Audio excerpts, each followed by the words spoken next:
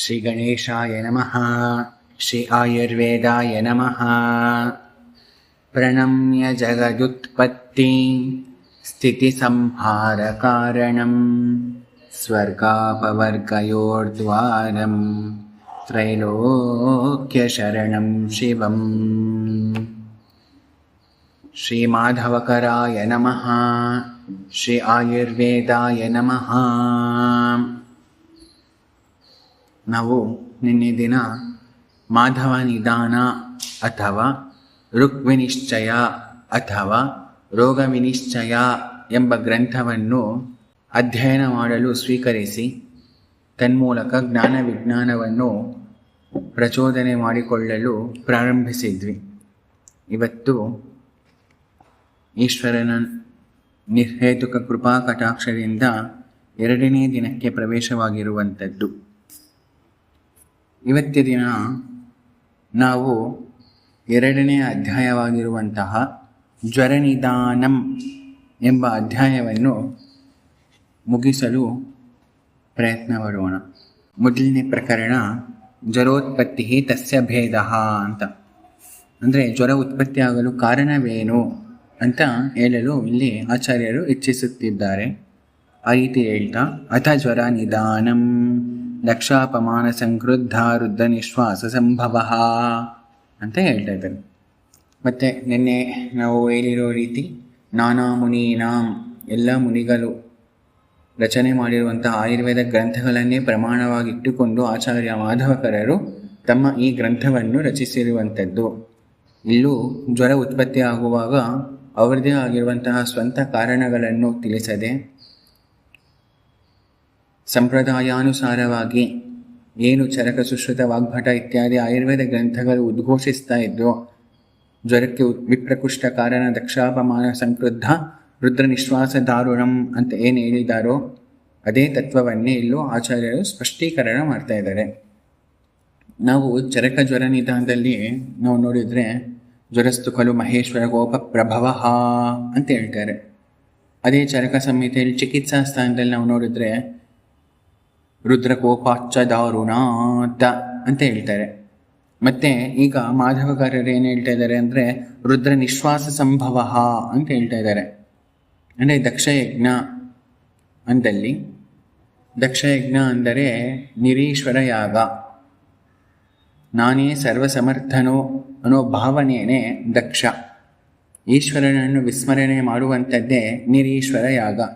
ಯಾವಾಗ ನಾವು ಪರಮಾತ್ಮನನ್ನು ವಿಸ್ಮರಣೆ ಮಾಡಿ ಪರಮಾತ್ಮನ ಶಕ್ತಿ ಸಾಮರ್ಥ್ಯಗಳನ್ನು ಕಡಿಮೆ ಮಾಡಿ ನಾನೇ ಸರ್ವಸಮರ್ಥ, ನಾನೇ ಸರ್ವದಕ್ಷಣೋ ಎಂಬ ಅಹಂಭಾವ ಮಮಂ ಭಾವ ಬಂದಲ್ಲಿ ಅದೇ ದಕ್ಷಯಜ್ಞ.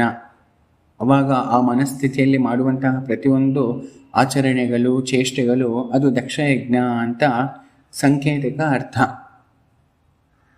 ಈ ರೀತಿ ಆದಲ್ಲಿ ಅವಾಗ ಪರಮಾತ್ಮ ಕೋಪಗೊಂಡು ಆ ಕೋಪ ಪ್ರಭಾವದಿಂದ ಈ ಶರೀರದಲ್ಲಿ ಅಥವಾ ಯಾವ ಮನುಷ್ಯನು ಈ ರೀತಿ ನಿರೀಶ್ವರ ಯಾಗವನ್ನು ಮಾಡುತ್ತಾನೋ ಅವನಲ್ಲಿ ರೋಗ ಅರ್ಥಾತ್ ಜ್ವರವನ್ನು ಉತ್ಪತ್ತಿ ಮಾಡುತ್ತಾನೆ. ಇದು ಅತ್ಯಂತ ಪಾರಮಾರ್ಥಿಕ ಅರ್ಥ. ಅದಕ್ಕೋಸ್ಕರವೇ ಪ್ರತಿಯೊಂದು ಆಚಾರ್ಯರು ಇದನ್ನು ಪ್ರಪ್ರಥಮವಾಗಿ ಪ್ರಾರಂಭ ಮಾಡ್ತಾ ಹೇಳುವಂಥದ್ದು ಅಂತೇಳಿ ಜ್ವರ ಭೇದಗಳನ್ನು ತಿಳಿಸ್ತಾ ಹೋಗ್ತಾರೆ. ಈಗ ಜ್ವರ ಅಷ್ಟಜ್ವರಗಳಂತೆ, ಅಷ್ಟೌ ಜ್ವರಾಹ ಅಂತ ಮತ್ತೆ ಚರಕಾಚಾರ್ಯರು ಮೊದಲನೇ ಅಧ್ಯಾಯದಲ್ಲಿ ಹೇಳಿದ್ದಾರೆ. ಯಾವುದೇ ಅಂದರೆ ಪೃಥಕ್ ದ್ವಂದ್ವ ಸಂಘಾತ ಆಗಂತುಜ ಸ್ಮೃತಃ. ಪೃಥಕ್ ಅಂದರೆ ವಾತ ಪಿತ್ತ ಕಫ ಅಥವಾ ವಾತಚ ಪಿತ್ತಚ ಕಫಜ. ದ್ವಂದ್ವ ದಲ್ಲಿ ವಾತ ಪಿತ್ತ ಪಿತ್ತ ಕಫ ವಾತ ಕಫ, ಇಲ್ಲಿಗೆ 6 ಥರ ಜ್ವರಗಳಾಯಿತು. ಸಂಘಾತ ಅಂದರೆ ಸನ್ನಿಪಾತಜ ಅಂತ ಅರ್ಥ, ವಾತಪಿತ್ತ ಕಫಜ ಜ್ವರ. ಕೊನೆಯದಾಗಿ ಆಗಂತುಜ ಅಂದರೆ ಆಗಂತುಜೋ ಅಷ್ಟಮೋ ಜ್ವರಾಹ ಅಂತ ಚರಕನ ವಾಕ್ಯ, ಅಂದರೆ 8ನೇ ಜ್ವರ ಆಗಂತುಜ ಜ್ವರ. ಇಲ್ಲೂ ಮಾಧವಕರರು ಅಷ್ಟಜ್ವರಗಳು ಅಂತ ಹೇಳಿದ್ದಾರೆ. ಇದಾದಮೇಲೆ ಜ್ವರ ಸಂಪ್ರಾಪ್ತಿಯನ್ನು ಹೇಳ್ತಾರೆ. ಮಿಥ್ಯಾಹಾರ ವಿಹಾರಾಭ್ಯಾಂ ದೋಷಾಯಾಮಾಶಯಾಶ್ರಯಾ ಬಹಿರ್ನಿರಸ್ಯ ಕೋಷ್ಠಾಗ್ನಿಂ ಜ್ವರದಾಸ್ಯು ರಸಾನುಗಾಹ ಜ್ವರದಾಸ್ಯು ರಸಾನುಗಾಹ ಅಂತ ಸಂಪ್ರಾಪ್ತಿ ಶ್ಲೋಕ. ಇಲ್ಲಿ ವೈಶಿಷ್ಟ್ಯ ಮತ್ತೆ ನಾವು ಗಮನಿಸಿದ್ದಲ್ಲಿ ಚರಕಾಚಾರ್ಯರು ಸ ಯದಾ ಪ್ರಕೋಪಿತ ಪ್ರವಿಶ್ಯ ಮಾಮಾಶಯಮೂಷ್ಮನಾ ಸಹ ಮಿಶ್ರೇ ಭೂಯಾದಾಹಾರ ಪರಿಣಾಮ ಧಾತುಂ ರಸನಾಮಾನಮನ್ವವೇದ್ಯ ರಸಸ್ವೇದವಾಹಾನಿ ಸೋತಾಂಸಿ ಪಿಧಾಯ ಅಗ್ನಿಮುಪಹತ್ಯ ತದಾ ಜ್ವರಮಭಿನಿರ್ವರ್ತಯತಿ ಅಂತ ಇಷ್ಟು ದೊಡ್ಡ ಶ್ಲೋಕನ ಹೇಳುವಂಥದ್ದು. ಆದರೆ ಅಷ್ಟು ದೊಡ್ಡ ಶ್ಲೋಕನ ಹೇಳ್ದಿರ ಅತ್ಯಂತ ವಾಕ್ಚಾತುರ್ಯವನ್ನು ಪ್ರದರ್ಶನ ಮಾಡಿ ಮಾಧವಕರರು ಮಿಥ್ಯಾಹಾರ ವಿಹಾರಾಭ್ಯಾಂ ದೋಷಾಯಾಮಾಶಯಾಶ್ರಯ ಬಹಿರ್ನಿರಸ್ಯ ಕೋಷ್ಠಾಗ್ನಿ ಜ್ವರದಾಸ್ಯೋ ರಸಾನುಗಾಹ ಅಂತ ಹೇಳ್ಬಿಟ್ಟಿದ್ದಾರೆ. ಅಂದರೆ ತತ್ವ ಒಂದೇ. ಏನು ಅಂದರೆ ಮಿಥ್ಯಾಹಾರ ವಿಹಾರಾಭ್ಯಾಂ, ಮಿಥ್ಯ ಆಹಾರ ವಿಹಾರ ಸೇವನೆಗಳಿಂದ ದೋಷಗಳು ಅನ್ನೋದು ಪ್ರಕೋಪ ಆಗತ್ತೆ. ಪ್ರಕೋಪ ಆಗಿ ಪ್ರಸರ ಆಗಿ ಎಲ್ಲಿ ಸ್ಥಾನ ಸಂಶಯ ತೆಗೆದುಕೊಳ್ಳುತ್ತದೆ ಅಂದರೆ ಯಾಮಾಶಯಾಶ್ರಯ, ಆಶ್ರಯ ಇದು ಸ್ಥಾನ ಸಂಶಯ ಅಂತ ಅರ್ಥ. ಆಮಾಶಯದಲ್ಲಿ ಆಶ್ರಯಗಳನ್ನು ತೆಗೆದುಕೊಳ್ಳುತ್ತದೆ. ಅಲ್ಲಿಂದ ತೆಗೆದುಕೊಂಡು ಅಲ್ಲಿರುವಂತಹ ಅಗ್ನಿ ಎಂಬ ಧಾತುವನ್ನು ದೃಷ್ಟಿ ಮಾಡಿ ಆ ಧಾತುವನ್ನು ಸರ್ವ ಶರೀರದಲ್ಲೂ ವ್ಯಾಪಿಸುತ್ತದೆ. ತಸ್ಮಾತ್ ಈ ಕಾರಣದಿಂದ ಸರ್ವ ಶರೀರದಲ್ಲೂ ತಾಪ ಅನ್ನೋದು ಉತ್ಪತ್ತಿ ಆಗತ್ತೆ. ಅದನ್ನೇ ಹೇಳ್ತಾರಂತೆ ಬಹಿರ್ನಿರಸ್ಯ ಕೋಷ್ಠಾಗ್ನಿ ಜ್ವರದಾಸು ರಸಾನುಗಾಹ. ಹೆಂಗಪ್ಪ ಹೋಗುತ್ತೆ ಸರ್ವ ಶರೀರಕ್ಕೆ ಎಂಬ ಪ್ರಶ್ನೆಗೆ ರಸಾನುಗಾಹ ಅಂತ ಪದ ಉಪಯೋಗಿಸಿದ್ದಾರೆ. ಅಂದರೆ ಆಮಾಶಯದಲ್ಲಿ ಬರುವಂಥ ಆಹಾರ ವಿಹಾರ ಎಲ್ಲ ಪಚನ ಆಗತ್ತೆ. ಅಗ್ನಿ ಸಂಪರ್ಕಕ್ಕೆ ಬಂದು ಅದು ಪಚನ ಆಗಿದ ತಕ್ಷಣ ಏನಾಗತ್ತೆ, ಅನ್ನ ಆಹಾರ ರಸ ಆಗತ್ತೆ. ಆ ಆಹಾರ ರಸ ಎಲ್ಲಿಗೆ ಹೋಗುತ್ತೆ, ರಸವಹ ಸೋತಸ್ಸಲ್ಲಲ್ವಾ, ಇಡೀ ಶರೀರದಲ್ಲಿ ವ್ಯಾಪಿಸುವಂಥದ್ದು. ಇವಾಗ ಮಿಥ್ಯಾಹಾರಗಳು ಅಗ್ನಿ ಜೊತೆ ಸಂಪರ್ಕಕ್ಕೆ ಬಂದು ಅಲ್ಲಿ ದೋಷಗಳನ್ನ ಪ್ರಕೋಪಗೊಂಡು ಇವಾಗ ಏನಾಗುತ್ತೆ, ರಸವಹ ಸೋತಸ್ಸಲ್ಲೇ ಪ್ರವೇಶ ಮಾಡಬೇಕು. ಅದಕ್ಕೆ ರಸಾನುಗಾಹ. ಬರೀ ರಸವಹ ಸೋತಸ್ಸಲ್ಲಿ ಪ್ರವೇಶ ಮಾಡಿದ್ದಲ್ಲಿ ಮಾತ್ರವೇ ಸರ್ವ ಶರೀರದಲ್ಲೂ ತಾಪ ಉತ್ಪತ್ತಿ ಆಗಲು ಸಾಧ್ಯ. ಯಾಕೆಂದರೆ ರಸವಹ ಸೋತಸ್ಸಿನಿಂದ ಪ್ರಾರಂಭಗೊಂಡು ರಸಧಾತು ಸರ್ವ ಶರೀರದಲ್ಲೂ ವ್ಯಾಪ್ತಿ ಹೊಂದತ್ತೆ. ಇದಕ್ಕೆ ಪ್ರಮಾಣ ಚರಕಾಚಾರ್ಯರ ಗ್ರಹಣಿ ಚಿಕಿತ್ಸೆದಲ್ಲಿ ಹೇಳ್ತಾರೆ. ಯಾನೇನ ರಸಧಾತುರ್ನಿ ವಿಕ್ಷೇಪೋ ಚಿತಕರ್ಮಣ ಯುಗಪತ್ ಸರ್ವತೋಜಸ್ರಂ ಸರ್ವತಾ, ಇಡೀ ಶರೀರದಲ್ಲೂ ವ್ಯಾಪಿಸುತ್ತದೆ. ಯಾಕೆ, ವ್ಯಾನೇನ ವ್ಯಾನವಾಯು ಹೃದಯದಲ್ಲೇ ಇದ್ದು ರಸಧಾತುವು ಮೂಲಸ್ಥಾನ ಹೃದಯವೇ ಆಗಿರೋದಕ್ಕೋಸ್ಕರ ಇವಾಗ ವ್ಯಾನವಾಯು ಈ ರಸಧಾತುವನ್ನ ಈ ಶರೀರಕ್ಕೆ ಪಂಪ್ ಮಾಡುತ್ತೆ, ವ್ಯಾಪಿಸುವ ರೀತಿ ಮಾಡುವಂಥದ್ದು. ಅದಕ್ಕೆ ಇವಾಗ ಅಗ್ನಿ ಇವಾಗ ಪ್ರಕೋಪ ಆಗಿರುವಂಥ ದೋಷಗಳು ಈ ರಸವಹ ಸೋತಸ್ಸಲ್ಲಿ ಈ ಅಗ್ನಿಯ ಊಷ್ಮವನ್ನು ಕಲಿಸ್ತಾ ಇದ್ದಾರೆ ಅಥವಾ ತೆಗೆದುಕೊಂಡು ಹೋಗ್ತಾ ಇದ್ದಾರೆ. ಅದಕ್ಕೋಸ್ಕರ ಇಡೀ ಶರೀರದಲ್ಲಿ ಈಗ ಊಷ್ಮ ಅನ್ನೋದು ಪ್ರಸಾರ ಆಗತ್ತೆ. ಈ ಕಾರಣದಿಂದಲೇ ಎಲ್ಲ ಅವಯವಗಳಲ್ಲೂ ಎಲ್ಲ ಭಾಗದಲ್ಲೂ ಜ್ವರದಲ್ಲಿ ತಾಪ ಅನ್ನೋದಿರುತ್ತೆ. ನೋಡಿದ್ರ, ಅದಕ್ಕೆ ಒಂದೊಂದು ಪದವು ಅತ್ಯಂತ ಮುಖ್ಯ. ಇದು ಯಥಾತಥ ಸಂಪ್ರಾಪ್ತಿ. ಅದಾದಮೇಲೆ ಸಾಮಾನ್ಯ ಲಕ್ಷಣ. ಜ್ವರದಲ್ಲಿ ಅದು ವಾತಜ, ಪಿತ್ತಜ, ಕಪಜ, ದ್ವಂದ್ವಜ, ಸಂಘಾತಜ, ಆಗಂತುಜ ಅಷ್ಟಜ್ವರಗಳಲ್ಲಿ ಯಾವುದೇ ಆಗಿದ್ದರೂ ಕೂಡ ಸಾಮಾನ್ಯ ಲಕ್ಷಣ ಏನು ಅಂತ ಹೇಳ್ತಾ ಇದ್ದಾರೆ. ಸ್ವೇದಾವರೋಧ, ಮೊದಲನೇ ಲಕ್ಷಣನೇ ಸ್ವೇದಾವರೋಧ. ಎರಡನೇದು ಸಂತಾಪ. ಸ್ವೇದಾವರೋಧ ಅಂದರೆ ಗೊತ್ತಲ್ವಾ, ಸ್ವೇದ ಪ್ರಾದುರ್ಭಾವ ಅನ್ನೋದೇ ಇರೋದಿಲ್ಲ. ಅದಕ್ಕೆ ಬೆವರು ಬಂತು ಅಂದರೆ ಜ್ವರ ಬಿಡ್ತು ಅಂತ ಲೌಕಿಕವಾಗೂ ನಾವು ಹೇಳುವಂತಹದ್ದು ಕಂಡು ಬರುತ್ತೆ. ಸಂತಾಪ, ಫುಲ್ಲು ದೇಹದಲ್ಲಿ ತಾಪ ಉಷ್ಮ ಅನ್ನೋದು ಜಾಸ್ತಿ ಇರುತ್ತೆ. ಸರ್ವಾಂಗ ಗ್ರಹಣಂ ತಥಾ, ಮತ್ತು ಎಲ್ಲ ಕೈಕಾಲುಗಳೆಲ್ಲ ಇಟ್ಕೊಂಡಿರೋ ಹಂಗೆ ಆಗತ್ತೆ. ಅದಕ್ಕೆ ಸರ್ವಾಂಗ ಗ್ರಹಣಂ ತಥಾ.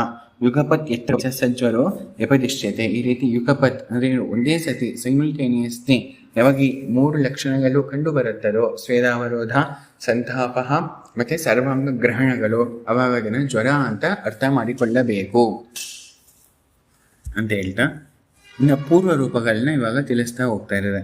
ಶ್ರಮೋ ಅರತಿರ್ ವಿವರ್ಣತ್ವಂ ವೈರಸ್ಯಂ ನಯನಪ್ಲವ ಇಚ್ಛಾದ್ವೇಷೋ ಮುಹುಶ್ಚಾಪಿ ಶೀತವಾತಾತಪಾದಿಷು ಜುಂಭಾಂಗಮರ್ದೋ ಗುರುತ ರೋಮಹರ್ಷೋ ರುಚಿಸ್ತಮಃ ಅಪ್ರಹರ್ಷಶ್ಚ ಶೀತಂಚ ಭವತ್ಯುತ್ಪತ್ತಸ್ಯ ಜ್ವರೇ ಅಂತ ಹೇಳ್ತಾ ಇರುವಂಥದ್ದು.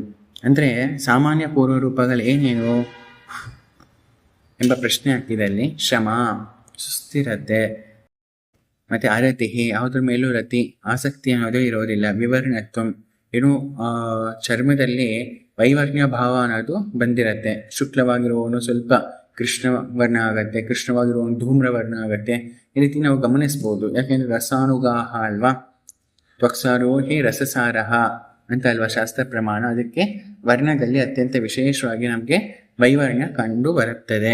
ವೈರಸ್ಯಂ ಅಷ್ಟೇ ಅಲ್ದಿರ ಆಮಾಶಯ ಜನಿತ ವ್ಯಾಧಿ, ಅದಕ್ಕೆ ರಸ ಅನ್ನೋದು ವೈರಸ್ಯ ಆಗತ್ತೆ.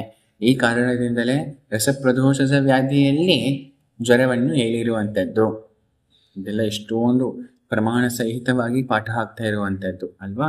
ಮತ್ತೆ ಇಚ್ಛಾ ದ್ವೇಷೋ ಮುಹುಶ್ಚಾಪಿ, ಒಂದೊಂದು ಸತಿ ಒಂದ್ರ ಮೇಲೆ ಇಚ್ಛಾ, ಮತ್ತೆ ಅದೇ ವಸ್ತು ಮೇಲೆ ಅದೇ ತತ್ವದ ಮೇಲೆ ದ್ವೇಷ. ಇಚ್ಛಾ ದ್ವೇಷ ಯುಗಪತ್ ಮುಹು ಮತ್ತೆ ಮತ್ತೆ ಆ ರೀತಿ ಆಗ್ತಾ ಇರತ್ತೆ. ಅದಕ್ಕೆ ನಾವು ಇದನ್ನ ಅರ್ಥ ಆಗ್ಬೇಕು ಅಂದ್ರೆ ಬಾಲ್ಯಭ್ಯ ಪ್ರದ್ವೇಷ.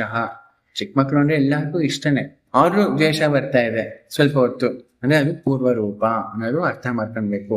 ಇದೆಲ್ಲ ವಿಶೇಷ ಪೂರ್ವ ರೂಪಗಳು.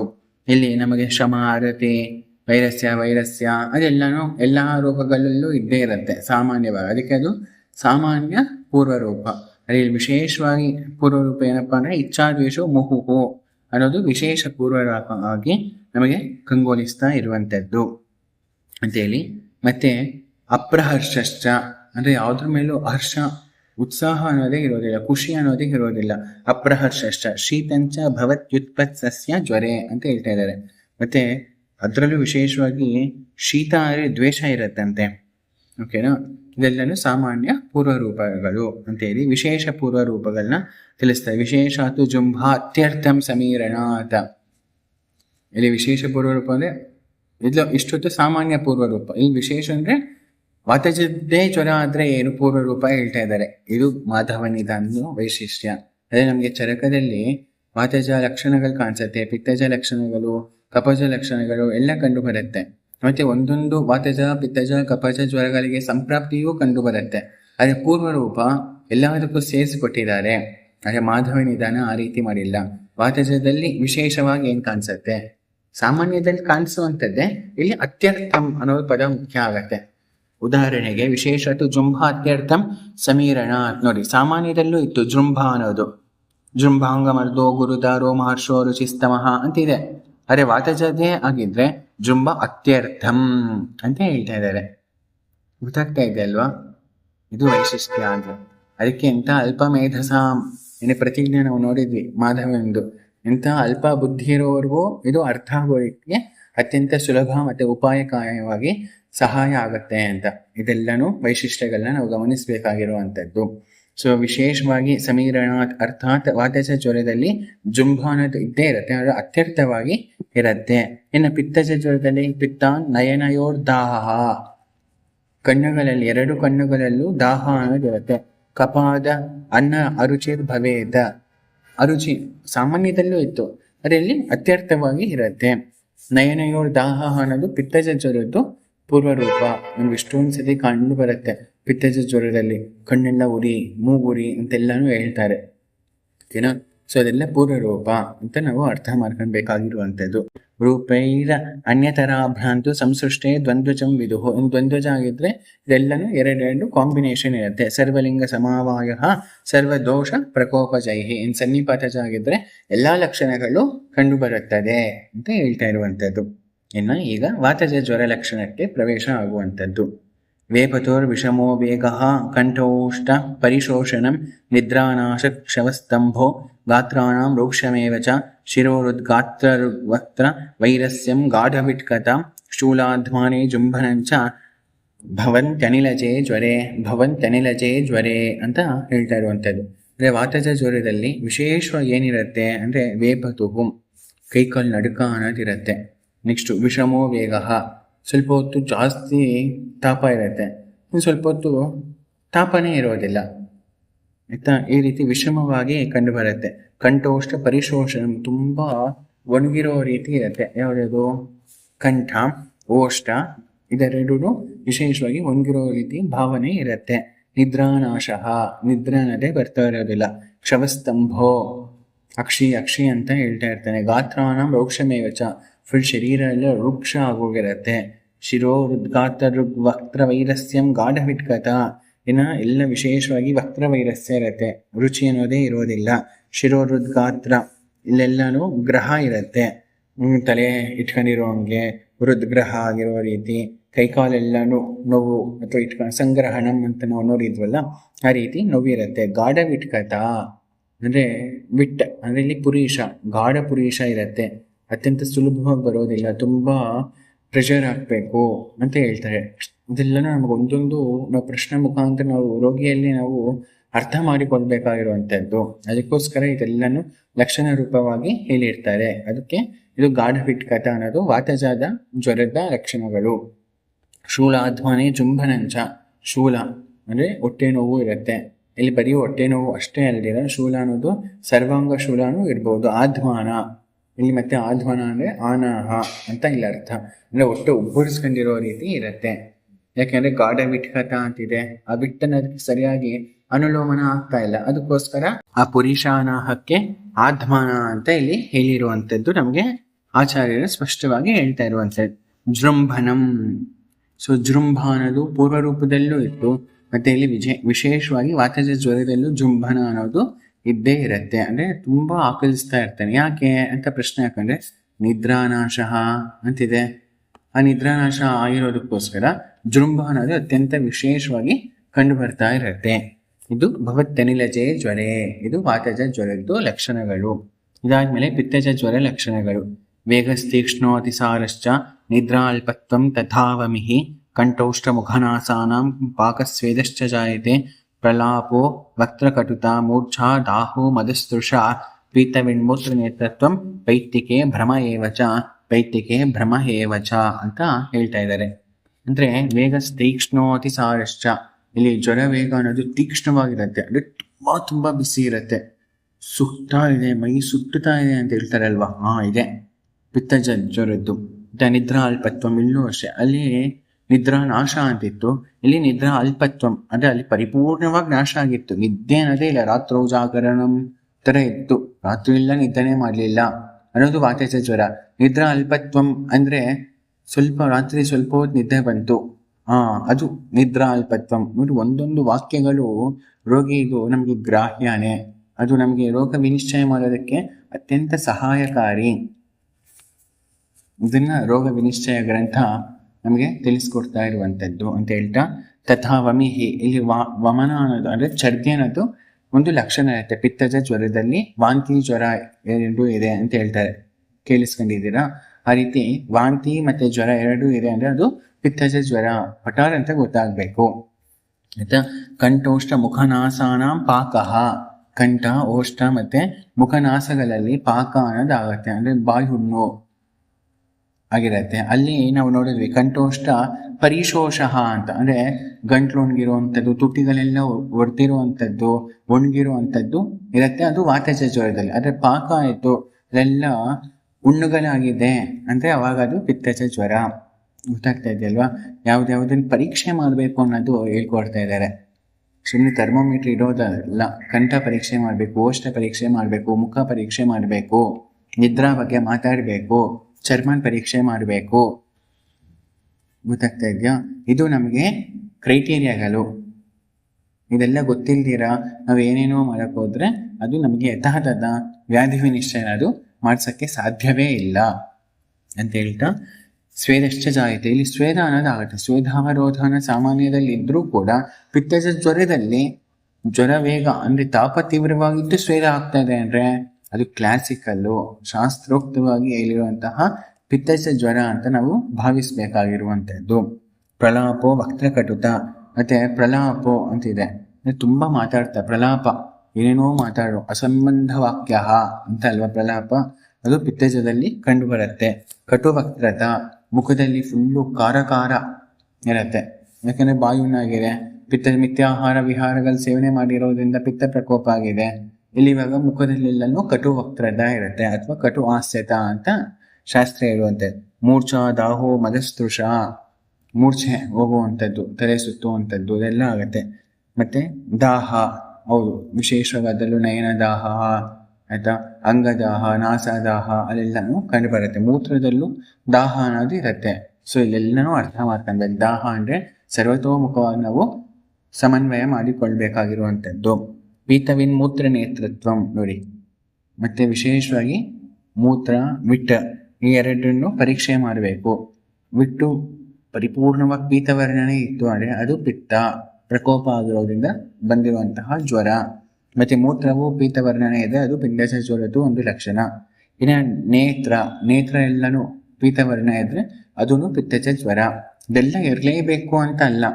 ಇಲ್ಲಿ ಒಂದು ವಿಷಯ ನಾನು ಇವತ್ತಿಗೂ ನಿಮಗೆಲ್ಲ ಹೇಳೋದಕ್ಕೆ ಇಚ್ಛೆ ಪಡುವಂಥದ್ದೇನು ಅಂದರೆ, ಇದು ಎಲ್ಲ ಲಕ್ಷಣಗಳು ಇದ್ದಲ್ಲಿ ಅದು ವ್ಯಾಧಿ ಬಲ ಅತ್ಯಂತ ಪ್ರವರ ಅಥವಾ ಉತ್ತಮ ಅಂತ ಹೆಸರು. ಎಲ್ಲ ಲಕ್ಷಣಗಳಲ್ಲಿ ಸ್ವಲ್ಪ ಮಧ್ಯಮ ಬಲದಲ್ಲಿ ಇದೆ. 10 ಲಕ್ಷಣಗಳಿದೆ ಅಂದರೆ, ಒಂದು 5 ಲಕ್ಷಣಗಳಿದೆ ಅಂದರೆ ಆ ವ್ಯಾಧಿ ಬಲ ಅನ್ನೋದು ಮಧ್ಯಮ. ಈ ಇಷ್ಟೊಂದು ಲಕ್ಷಣಗಳಲ್ಲಿ 3-4 ಲಕ್ಷಣಗಳಿದ್ರೆ ಅದು ಅವರ ಅಂತ. ಎಲ್ಲ ಇರಬೇಕು ಅಂತಲ್ಲ. ಇದು ಇವತ್ತಿಗೂ ನಾವು ಜ್ಞಾಪಕ ಇಟ್ಕೊಂಡಿರ್ಬೇಕಾಗಿರುವಂಥದ್ದು. ಸಂಹಿತಾ ಪಾಠ ಇದೇ ರೀತಿಯಲ್ಲೇ ನಾವು ಅರ್ಥ ಮಾಡಿಕೊಳ್ಬೇಕಾಗಿರುವಂಥದ್ದು ಅಂತ ಹೇಳ್ತಾ, ಇದು ಪಿತ್ತಜ ಜ್ವರ. ಮತ್ತೆ ವಿಶೇಷವಾಗಿ ಭ್ರಮ ಅನ್ನೋದಿರತ್ತೆ, ಅಂದ್ರೆ ತಲೆ ಸುತ್ತುವಂಥದ್ದು ಆಗತ್ತೆ. ರಜ ಪಿತ್ತ ಅನಿಲಾದ್ ಭ್ರಮ ನೋಡಿದ್ರ, ರಜ ಪಿತ್ತ ಅನಿಲಾದ್ ಭ್ರಮ ಅಂತ ಅಲ್ವಾ ಸುಶ್ರುತಾಚಾರ್ಯರ ವಾಕ್ಯ. ಶಾರೀರ 4ನೇ ಅಧ್ಯಾಯದಲ್ಲಿ ಪಿತ್ತ ಅನ್ನೋದು ಇನ್ವಾಲ್ವ್ಮೆಂಟ್ ಇದ್ದೇ ಇರುತ್ತೆ ಭ್ರಮದಲ್ಲಿ. ಓಕೆನೆ, ತಲೆ ಸುತ್ತು, ವಾಂತಿ ಇವೆಲ್ಲ ಪಿತ್ತದ್ದು ಲಕ್ಷಣಗಳು ಅಂತ ಹೇಳ್ತಾ, ಕಫಜ ಜ್ವರ ಲಕ್ಷಣಕ್ಕೆ ಪ್ರವೇಶ ಆದ್ರೆ ಸ್ಥೈಮಿತ್ಯಂ ಸ್ಥಿಮಿತೋ ವೇಗ ಆಲಸ್ಯಂ ಮಧುರಾಸ್ಯತ ಶುಕ್ರಮೂತ್ರ ಪುರೀಷತ್ವಂ ಸ್ತಂಭಸ್ತೃಪ್ತಿರಥಾಪಿಚ ಅಂತ ಹೇಳ್ತಾರೆ. ಗೌರವಂ ಶೀತಮುತ್ಕ್ಲೇದೋ ರೋಮಹರ್ಷೋತಿ ನಿದ್ರತ ಪ್ರತಿಶ್ಚಾಯೋ ಅರುಚಿಕಾಸ ಕಪಜೇಕ್ಷ್ಣೋಶ್ಚ ಶುಕ್ಲತಾ ಅಂತ ಕಫಜ ಜ್ವರದ ಲಕ್ಷಣಗಳನ್ನ ತಿಳಿಸ್ತಾ ಇರುವಂಥದ್ದು. ಸ್ಥೈಮಿತ್ಯಂ, ಮೈಯೆಲ್ಲ ಸ್ಥಿಮಿತವಾಗಿ ಆಗ್ಬೇಕಿರತ್ತೆ ಆಯ್ತಾ. ಸ್ಥಿಮಿತವಾಗಿ ಆಗಿರತ್ತೆ ಅಂದ್ರೆ ಏನು, ಅಳ್ಳಾಡ್ಸೋಕ್ಕಾಗೋದಿಲ್ಲ. ಸಂಗ್ರಹಣ ಅಂತ ಹೇಳ್ತೀವಲ್ಲ, ಕೈಕಾಲೆಲ್ಲ ಗಟ್ಟಿ ಆಗ್ಬಿಟ್ಟಿದೆ ಅಂತ ಹೇಳ್ತಾರೆ. ಅಲ್ಲಾಡ್ಸೋಕ್ಕಾಗಲ್ಲ. ಫುಲ್ ಸ್ವಲ್ಪ ಹೊತ್ತು ವ್ಯಾಯಾಮ ಮಾಡಿದ್ರೆ ಅವಾಗ ಫ್ರೀ ಮೂಮೆಂಟ್ಸ್ ಅನ್ನೋದು ಬರುತ್ತೆ. ಸ್ವಲ್ಪ ಹೊತ್ತು ಬೆಳಿಗ್ಗೆ ಹೊತ್ತೆಲ್ಲ ನಾನೇ ಕೈಕಾಲನ್ನೆಲ್ಲ ತಿರುಗಿಸ್ಕೊಳ್ಬೇಕಾಗತ್ತೆ. ಕಾಲನ್ನ ಮೇಲೆ ಕೆಳಗಡೆ ಮಾಡಬೇಕು. ಸ್ವಲ್ಪ ವ್ಯಾಯಾಮ ಮಾಡಿದ್ಮೇಲೆ ಆಮೇಲೆ ಫ್ರೀಯಾಗಿ ನಡೀಬಹುದು ಅಂತ ಹೇಳ್ತಾರಲ್ವ. ಪಕ್ಕ ಅದು ಕಫದ್ದು ಲಕ್ಷಣಗಳು ಅಂತ ಅರ್ಥ ಮಾಡ್ಕೊಳ್ಬೇಕು. ಮತ್ತೆ ಸ್ಥಿಮಿತೋ ವೇಗ ಅಂತ ಹೇಳ್ತಾ ಇದ್ದಾರೆ. ವೇಗ, ಬಿಸಿ ಏನು ಬಂತೋ ಅದೇ ಬಿಸಿನೇ ಇರುತ್ತೆ. ಹಗಲು ರಾತ್ರಿ ದಿನಗಳು ಹಂಗೇ ಇರುತ್ತೆ. ಜಾಸ್ತಿನೂ ಆಗೋದಿಲ್ಲ, ಕಡಿಮೆನೂ ಆಗೋದಿಲ್ಲ. ಅದು ಸ್ಥಿಮಿತೋ ವೇಗ, ಅದು ಕಫಜದ್ದು ಲಕ್ಷಣ. ಆಲಸ್ಯಂ ಮಧುರಾಸ್ಯತ, ಏನಕ್ಕೂ ಆಸಕ್ತಿ ಇರೋದಿಲ್ಲ. ಆಲಸ್ಯ, ಊಟಕ್ಕೆ ಬಾ ನಲ್ಗೆ ಇರುವಂಥದ್ದು, ಅಂದರೆ ಅದು ಪ್ರವೃತ್ತಿ ಅನ್ನೋದೇ ತೋರಿಸೋದಿಲ್ಲ, ಅದು ಆಲಸ್ಯ. ಪಿತ್ತಜದಲ್ಲಿ ಪ್ರಲಾಪ ಆದರೂ ಇತ್ತು, ಊಟಕ್ಕೆ ಬಾ, ನನಗೆ ಈಗ ಊಟ ಪ್ರಶ್ನೆ ಏನೋ, ಅರೆ ಒಂದು ಮಾತೇನು, ಇಲ್ಲಿ ಮಾತು ಇರೋದಿಲ್ಲ, ಮಾತಾಡೋದಕ್ಕೂ ಆಲಸ್ಯ. ಇದು ಕಫಜ ಜ್ವರದ್ದು ಲಕ್ಷಣ. ಮತ್ತೆ ಮಧುರಾಸ್ಯತ, ಅಲ್ಲಿ ಕಟುಕಾಸ್ಯತ ನೋಡಿ, ಇಲ್ಲಿ ಮಧುರಾಸ್ಯತ ಅಂತ ಹೇಳ್ತಾ ಇರುವಂಥದ್ದು. ಮತ್ತೆ ಮೂತ್ರ ಪುರೀಷಗಳನ್ನು ಪರೀಕ್ಷೆ ಮಾಡಿದ್ದಲ್ಲಿ ಇಲ್ಲಿ ಶುಕ್ಲವರ್ಣ ಇರುತ್ತೆ ಆಯ್ತಾ. ಸ್ತಂಭಸ್ತೃಪ್ತಿ ರಥಾಪಿಚ, ಮತ್ತೆ ಸ್ತಂಭ ಅನ್ನೋದಿರುತ್ತೆ. ಓಕೆನಾ, ಅಂದ್ರೆ ಸ್ತಂಭ ಅಂದ್ರೆ ಅವಾಗಲೇ ಇರೋ ರೀತಿ ತುಂಬಾ ಕೈಕಾಲು ಸಂಧಿಗಳು ಅದೆಲ್ಲನೂ ತುಂಬ ಸ್ತಂಭನ ಆಗಿರುತ್ತೆ. ಚಲನೆಗಳಿಗೆ ಅದು ಯೋಗ್ಯವಾಗಿ ಇರೋದಿಲ್ಲ ಅಂತೇಳಿ. ಗೌರವಂ ಶೀತ ಮುತ್ಕ್ಲೇದೋ ರೋಮಹರ್ಷೋತಿ ನಿದ್ರತ, ನೋಡಿ ವಾತಜ ಜ್ವರದಲ್ಲಿ ನಿದ್ರಾನಾಶ ಇತ್ತು, ಪಿತ್ತಜದಲ್ಲಿ ಅಲ್ಪ ನಿದ್ರ ಇತ್ತು. ಇಲ್ಲಿ ಕಫಜ ಜ್ವರದಲ್ಲಿ ಅತಿ ನಿದ್ರ, ಅಂದ್ರೆ ಬೆಳಿಗ್ಗೆ ರಾತ್ರಿ ಮಧ್ಯಾಹ್ನ ನೋಡದೆ ಯಾವಾಗ್ಲೂ ನಿದ್ದೆ ಮಾಡ್ತಾ ಇರ್ತಾನೆ, ಅದು ಕಫಜ ಜ್ವರದ್ದು ಲಕ್ಷಣ. ನೋಡಿದ್ರ, ಒಂದು ಜ್ವರ ಅಂತ ನಾವು ವ್ಯಾಧಿ ವಿನಿಶ್ಚಯ ಮಾಡಬೇಕು ಅಂದ್ರೆ ಎಷ್ಟು ಸರ್ವತೋಮುಖವಾಗಿ ಪರೀಕ್ಷೆ ಮಾಡಿ ಇದು ಈ ಜ್ವರ ಅಂತ ಹೇಳ್ಬೇಕು. ಇದು ನಮ್ಮ ಸನಾತನ ಧರ್ಮ ಶಾಸ್ತ್ರಗಳು ನಮಗೆ ನೀಡುತ್ತಾ ಇರುವಂತಹ ಜ್ಞಾನ ವಿಜ್ಞಾನ. ಅದರಲ್ಲೂ ವಿಶೇಷವಾಗಿ ರೋಗ ವಿನಿಶ್ಚಯ ಆಚಾರ್ಯ ಮಾಧವಕರರು ತಿಳಿಸ್ಕೊಡ್ತಾ ಇರುವಂತಹ ಅಂಶಗಳು. ಪ್ರತಿಶ್ಚಾಯೋ ಅರುಚಿಕಾಸಹ, ನೆಗಡಿ ಕೆಮ್ಮು, ನೆಗಡಿ ಕೆಮ್ಮು ಜ್ವರ ಅಂತ ಕಾಂಬಿನೇಷನ್ ಹೇಳ್ತಾರೆ. ಏನಿಲ್ಲ, ಕಣ್ಣು ಮುಚ್ಕೊಂಡ್ರೆ ಅದು ಕಫಜ ಜ್ವರ ಅಂತ ಹೇಳ್ಬೇಕು. ವಾಂತಿ ಜ್ವರ, ವಾಂತಿ ತಲೆ ಸುತ್ತು ಜ್ವರ, ಅದು ಪಿತ್ತಜ ಜ್ವರ. ಫುಲ್ಲು ಶೌಚ ಆಗ್ತಾ ಇಲ್ಲ, ರಾತ್ರಿ ಎಲ್ಲ ನಿದ್ದೆ ಇಲ್ಲ, ಕೈಕಾಲೆಲ್ಲ ರೂಕ್ಷ ಆಗಿಬಿಟ್ಟಿದೆ, ಒಣ ಆಗಿದೆ, ಜ್ವರ ಇದೆ, ಜ್ವರ ಜಾಸ್ತಿ ಆಗುತ್ತೆ ಕಡಿಮೆ ಆಗತ್ತೆ ಅಷ್ಟೇ. ಇಂಥದ್ದೆಲ್ಲ ಹೇಳ್ತಾ ಇದ್ದಾರೆ ಅಂದರೆ ಅದು ವಾತಜ ಜ್ವರ. ಹೌದಾ ಅಲ್ವಾ? ಹಿಂಗೆ ಅಲ್ವಾ ಪ್ರತಿಯೊಬ್ಬರು ನಾವೇ ಆಗಲಿ, ನಮ್ಮ ಮನೆಯವರೇ ಆಗಲಿ, ಅಥವಾ ರೋಗಿಗಳೇ ಆಗಲಿ ಹೇಳುವಂಥದ್ದು ಇಂಥ ಮಾತುಗಳೇ ಶ್ಲೋಕದಲ್ಲಿ ಇರುವಂಥದ್ದು. ಓಕೆನಾ ಅಂತ ಹೇಳ್ತಾ ವಾತಪಿತ್ತ ಜ್ವರ ಲಕ್ಷಣಗಳನ್ನ ನೋಡೋಣ. ಅಂದ್ರೆ ಇಲ್ಲಿವರೆಗೂ ಪೃಥಕ್ ಜ್ವರ ಆಯ್ತು, ಈಗ ದ್ವಂದ್ವಜ ಅಥವಾ ಸಂಸರ್ಗಜ ಜ್ವರದ ತಿಳಿಸ್ತಾ ಇದ್ದಾರೆ. ತೃಷ್ಣಾಮೂರ್ಛಾ ಭ್ರಮೋದಾಹ ಸ್ವಪ್ನನಾಶ ಶಿರೋರುಜಾ ಕಂಠಾಸ್ಯ ಶೋಷೋ ವಮಧು ರೋಮಹರ್ಷೋ ರುಚಿಸ್ತಮಃ ಪರ್ವಭೇದಶ್ಚ ಜುಂಭಾಜ ವಾತಪಿತ್ತ ಜ್ವರಾಕೃತಿ. ಅಷ್ಟೇ, ವಾತಜ ಮತ್ತು ಪಿತ್ತಜ ಜ್ವರದಲ್ಲಿ ಏನೇನಿರುತ್ತೋ ಆ ಎರಡು ಲಕ್ಷಣಗಳ ಸಂಯೋಗವೇ ವಾತಪಿತ್ತ ಜ್ವರ. ವಾತಶ್ಲೇಷ್ಮ ಜ್ವರದಲ್ಲಿ ನಾವು ನೋಡಿದ್ರೆ ಸ್ಥೈಮಿತ್ಯಂ ಪರ್ವಣಾಂಭೇದೋ ನಿದ್ರಾ ಗೌರವಮೇವ ಚ ಶಿರೋಗ್ರಹ ಪ್ರತಿಷ್ಠಾಯ ಕಾಸಸ್ವೇದಾ ಪ್ರವರ್ತನಂ ಸಂತಾಪೋ ಮಧ್ಯವೇಗಶ್ಚ ವಾತಶ್ಲೇಷ್ಮ ಜ್ವರಾಕೃತಿ. ಇದಕ್ಕೂ ಏನು ವ್ಯಾಖ್ಯಾನ ಅಥವಾ ಅದಕ್ಕೆ ಅರ್ಥ ಮಾಡಿಕೊಳ್ಳಲು ನಾವು ಎಕ್ಸ್ಪ್ಲನೇಷನ್ ಏನು ಬೇಕಾಗಿಲ್ಲ. ಇನ್ನು ಪಿತ್ತಶ್ಲೇಷ್ಮ ಜ್ವರ ಲಕ್ಷಣಗಳು ನಾವು ನೋಡಿದ್ರೆ ಲಿಪ್ತಾಸ್ಯತ ತಂದ್ರ ಮೋಹ ಕಾಸು ಅರುಚಿಸ್ತೃಷ ಮುಹುರ್ದಾಹೋ ಮುಹುರ್ಶೀತಂ ಶ್ಲೇಷ್ಮ ಪಿತ್ತ ಜ್ವರಾಕೃತಿ ಅಂತ ಹೇಳ್ತಾ ಇದ್ದಾರೆ. ವಿಶೇಷವಾಗಿ ಗಮನಿಸಬೇಕು, ಮುಹುರ್ದಾಹೋ ಮುಹುರ್ಶೀತಂ ಅಂತ ಹೇಳ್ತಾ ಇರುವಂಥದ್ದು. ಅದು ಮುಹುರ್ದಾಹೋ ಮುಹುರ್ಶೀತಂ ಅಂದರೆ ನಾವು ತಕ್ಷಣ ಏನು ಅನ್ಕೊಂತೀವಿ, ಓ ಅದು ವಾತಪಿತ್ತ ಅಂತ ಏನಾದರೂ ಇಂಥದ್ದು ವ್ಯಾಧಿ ನಿಶ್ಚಯ ಮಾಡ್ತೇವೆ. ಅದು ವಾತಪಿತ್ತ ಅಲ್ಲ. ಮುಹುರ್ದಾಹೋ ಮುಹುರ್ಶೀತಂ ಅಂದರೆ ಅದು ಬಂದ್ಬಿಟ್ಟು ಪಿತ್ತಶ್ಲೇಷ್ಮ ಜ್ವರದ್ದು ಲಕ್ಷಣ. ನೆಕ್ಸ್ಟ್ ಇನ್ನೊಂದು ಬರುತ್ತೆ ಸನ್ನಿಪಾತ ಜ್ವರ ಲಕ್ಷಣ. ಅಲ್ಲಿ ಬೇರೆ ಥರನೇ ಇರುತ್ತೆ, ಆಯಿತಾ. ಅದು ಅಲ್ಲಿ ನಾನು ಹೇಳುವಾಗ ನಾನು ತಿಳಿಸ್ಕೊಡ್ತೀನಂತೆ ಏನಪ್ಪ ಅಲ್ಲಿ ಇಲ್ಲಿ ಏನು ವ್ಯತ್ಯಾಸ ಅಂತ. ಬಟ್ ಇದು ಒಂದು ಪದ ನಾಲ್ಕು ಇಟ್ಕೊಂಡಿರಿ. ಮುಹುರ್ದಾಹೋ ಮುಹುರ್ಶೀತಂ ಅನ್ನೋದು ಪಿತ್ತಶ್ಲೇಷ್ಮಜ ಜ್ವರದ್ದು ಲಕ್ಷಣ, ಆಯಿತಾ. ಆಮೇಲೆ ಇವಾಗ ಸನ್ನಿಪಾತ ಜ್ವರ ಲಕ್ಷಣಕ್ಕೆ ಪ್ರವೇಶ ಆಗೋಣ. ಕ್ಷಣೇದಾಹ ಕ್ಷಣೇ ಶೀತಂ ನೋಡಿದ್ರ. ಮುಹುರ್ದಾಹ ಮುಹುರ್ಶೀತಂ ಅನ್ನೋದು ಶ್ಲೇಷ್ಮ ಪಿತ್ತ ಅಥವಾ ಪಿತ್ತಶ್ಲೇಷ್ಮಜ ಜ್ವರದ್ದು ಲಕ್ಷಣ. ಅದೇ ಕ್ಷಣೇದಾಹ ಕ್ಷಣೇ ಶೀತಂ ಅಂದರೆ ಅದು ಸನ್ನಿಪಾತ. ಏನಪ್ಪ ವ್ಯತ್ಯಾಸ ಅಂದರೆ ಮುಹುರ್ದಾಹಂ ಅನ್ನೋದ್ರಲ್ಲಿ ಸ್ವಲ್ಪ ಹೊತ್ತು ಕಾಲ ಇದೆ, ಒಂದು ಅರ್ಧ ಗಂಟೆ, ಆಯಿತಾ, 1 ಗಂಟೆ ಅಥವಾ ಒಂದು ಮುಹೂರ್ತ ಕಾಲ. ಇದು ಮುಹುರ್ದಾಹಂ ಅಂದರೆ ಒಂದು ಒಂದು ಉದಾಹರಣೆಗೆ ಮುಹೂರ್ತ ಕಾಲ ದಾಹ ಇರುತ್ತೆ, ಮತ್ತೊಂದು ಮುಹೂರ್ತ ಕಾಲ ಶೀತ ಇರುತ್ತೆ. ಅದೇ ಸನ್ನಿಪಾತದಲ್ಲಿ ಹಿಂಗಿರುತ್ತೆ ಅಂದರೆ ಕ್ಷಣೇದಾಹ ಕ್ಷಣೇ ಶೀತಂ, ಕ್ಷಣ ಅಂತ ಹೇಳ್ತಾ ಇದ್ದಾರೆ. ಅಂದರೆ ಒಂದು 5 ನಿಮಿಷಕ್ಕೆ 5 ನಿಮಿಷ, ಕ್ಷಣ ಅಂದರೆ ಸೆಕೆಂಡ್ ಅಂತಲ್ಲ, ಒಂದು 5 ನಿಮಿಷಗಳು ಅಂತ ನಾವು ತಗೊಳ್ಬೇಕು, ಅರ್ಥ ಆಯ್ತಾ. ಯಾಕೆಂದರೆ ಲವಸ್ತುಟಿ ಕಲಾ ಕಾಷ್ಟ ನಿಮೇಶಸ್ತ ಪರಾಃ ಕ್ಷಣಃ ಅಂತ ಅಲ್ಲಿ ಬರುತ್ತೆ ಕ್ಷಣ ಅಲ್ವಾ. ನಿಮೇಶ ಅಂದರೆ ಮತ್ತೆ 60 ಸೆಕೆಂಡ್ಸ್ ಅಂತಲ್ಲ. ಒಂದು ನಿಮೇಶ ಅಂದರೆ ಕಣ್ಣು ತೆಗೆದು ಮುಚ್ಚಿ ಉನ್ಮೇಷ ನಿಮೇಶ ಅಂತ ಹೇಳ್ತೀವಲ್ವ, ಆ ರೀತಿ. ಸೊ ಇಲ್ಲಿ ಒಂದು ಅರ್ಥ ಆಗೋದಕ್ಕೋಸ್ಕರ ಒಂದು ಎಕ್ಸಾಂಪಲ್ ಹೇಳ್ಬೇಕು ಅಂದರೆ ಒಂದು 5 ನಿಮಿಷಗಳು ಲೌಕಿಕ ಗಡಿಯಾರದ ಪ್ರಕಾರ ಒಂದು 5 ನಿಮಿಷಗಳು ಶೀತ ಇದ್ದರೆ ಇನ್ನು 5 ನಿಮಿಷಗಳು ಚಳಿ. ಅದೇ ಮುಹೂರ್ತ ಅನ್ನೋದಲ್ಲಿ 5 ನಿಮಿಷ ಅಲ್ಲ, ಒಂದು 45 ನಿಮಿಷ ಇತ್ತು. ಗೊತ್ತಾಗ್ತಾ ಇದೆಯಾ? ಟೈಮ್ ಪೀರಿಯಡ್ ಸ್ವಲ್ಪ ಆದರೂ ಅನುಕೂಲವಾಗಿತ್ತು. ಅವರು ಕ್ಷಣೇದಾಹ ಕ್ಷಣೇ ಶೀತಂ ಅನ್ನೋದ್ರಲ್ಲಿ 5 ನಿಮಿಷಕ್ಕೂ ಚೇಂಜ್ ಆಗ್ತಾ ಇದೆ. ತುಂಬ ತೀವ್ರ ಅಂತ ಅರ್ಥ ಮಾಡ್ಕೊಳ್ಬೇಕು ಅಲ್ವಾ. ಅದಕ್ಕೆ ಇದು ಸನ್ನಿಪಾತಜ ಅಂದರೆ 3 ದೋಷಗಳು ಇನ್ವಾಲ್ವ್ಮೆಂಟ್ ಇದೆ ಅಂತ ಹೇಳ್ತಾ, ಕ್ಷಣೇದಾಹ ಕ್ಷಣೇ ಶೀತಂ ಅಸ್ಥಿ ಸಂಧಿ ಶಿರೋರುಜ. ನೋಡಿ, ಮೂಲೆ ನೋವು, ಸಂಧಿಗಳ ನೋವು, ತಲೆ ನೋವು ಇರುತ್ತೆ. ಸಹಸ್ರಾವೇ ಕಲುಷೇ ರಕ್ತೆ ನಿರ್ಭುಗ್ನೆ ಚಾಪಿಲೋಚನೆ, ಕೆಂಪಗಾಗೋಗಿರುತ್ತೆ, ರಕ್ತಲೋಚನ ಅಂತ. ಸಸ್ವನೋ ಸರುಜೌ ಕರ್ಣೌ, ಕಿವಿಗಳೆಲ್ಲೆಲ್ಲನೂ ಶಬ್ದ ಬರ್ತಾ ಇರುತ್ತೆ, ಸಸ್ವನೋ. ಮತ್ತೆ ಕಿವಿ ನೋವು ಇರುತ್ತೆ, ಸನ್ನಿಪಾತಜ ಜ್ವರ ಅಂತ ಅರ್ಥ ಮಾಡ್ಕೊಳ್ಬೇಕು. ಕಂಠಶೂಕೈ ಇವಾವೃತಃ ತಂದ್ರಾಮೋಹ ಪ್ರಲಾಪಶ್ಚ ಕಾಸಶ್ವಾಸೋ ಅರುಚಿರ್ಭ್ರಮಃ. ಅದೇ ವಾತ ಪಿತ್ತ ಕಫ 3 ಲಕ್ಷಣಗಳು ನೋಡಿದಲ್ಲ, ಎಲ್ಲಾದ್ರದ್ದು ಸಂಯೋಗ ಆದರೆ ಅದು ಸನ್ನಿಪಾತಜ ಜ್ವರ ಅಷ್ಟೇ, ಓಕೆನಾ. ಅದೇ ಒಂದು ವಿಶೇಷ ಅಂಶಗಳು ಮಾತ್ರ ನಾವು ಜ್ಞಾಪಕ ಇಟ್ಕೊಂಡಿರ್ಬೇಕಾಗಿರುವಂಥದ್ದಕ್ಕೆ ಮಾತ್ರ ವ್ಯಾಖ್ಯಾನ ಮಾಡ್ತಾ ಇದ್ದೀನಿ.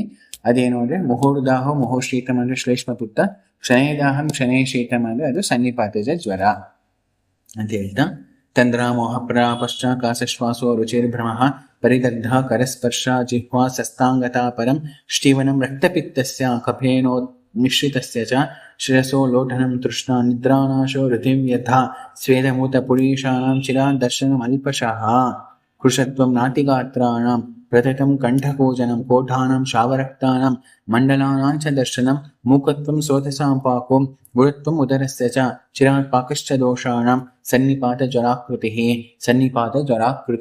ಅಂತ ಹೇಳ್ತಾ ಇದ್ದಾರೆ.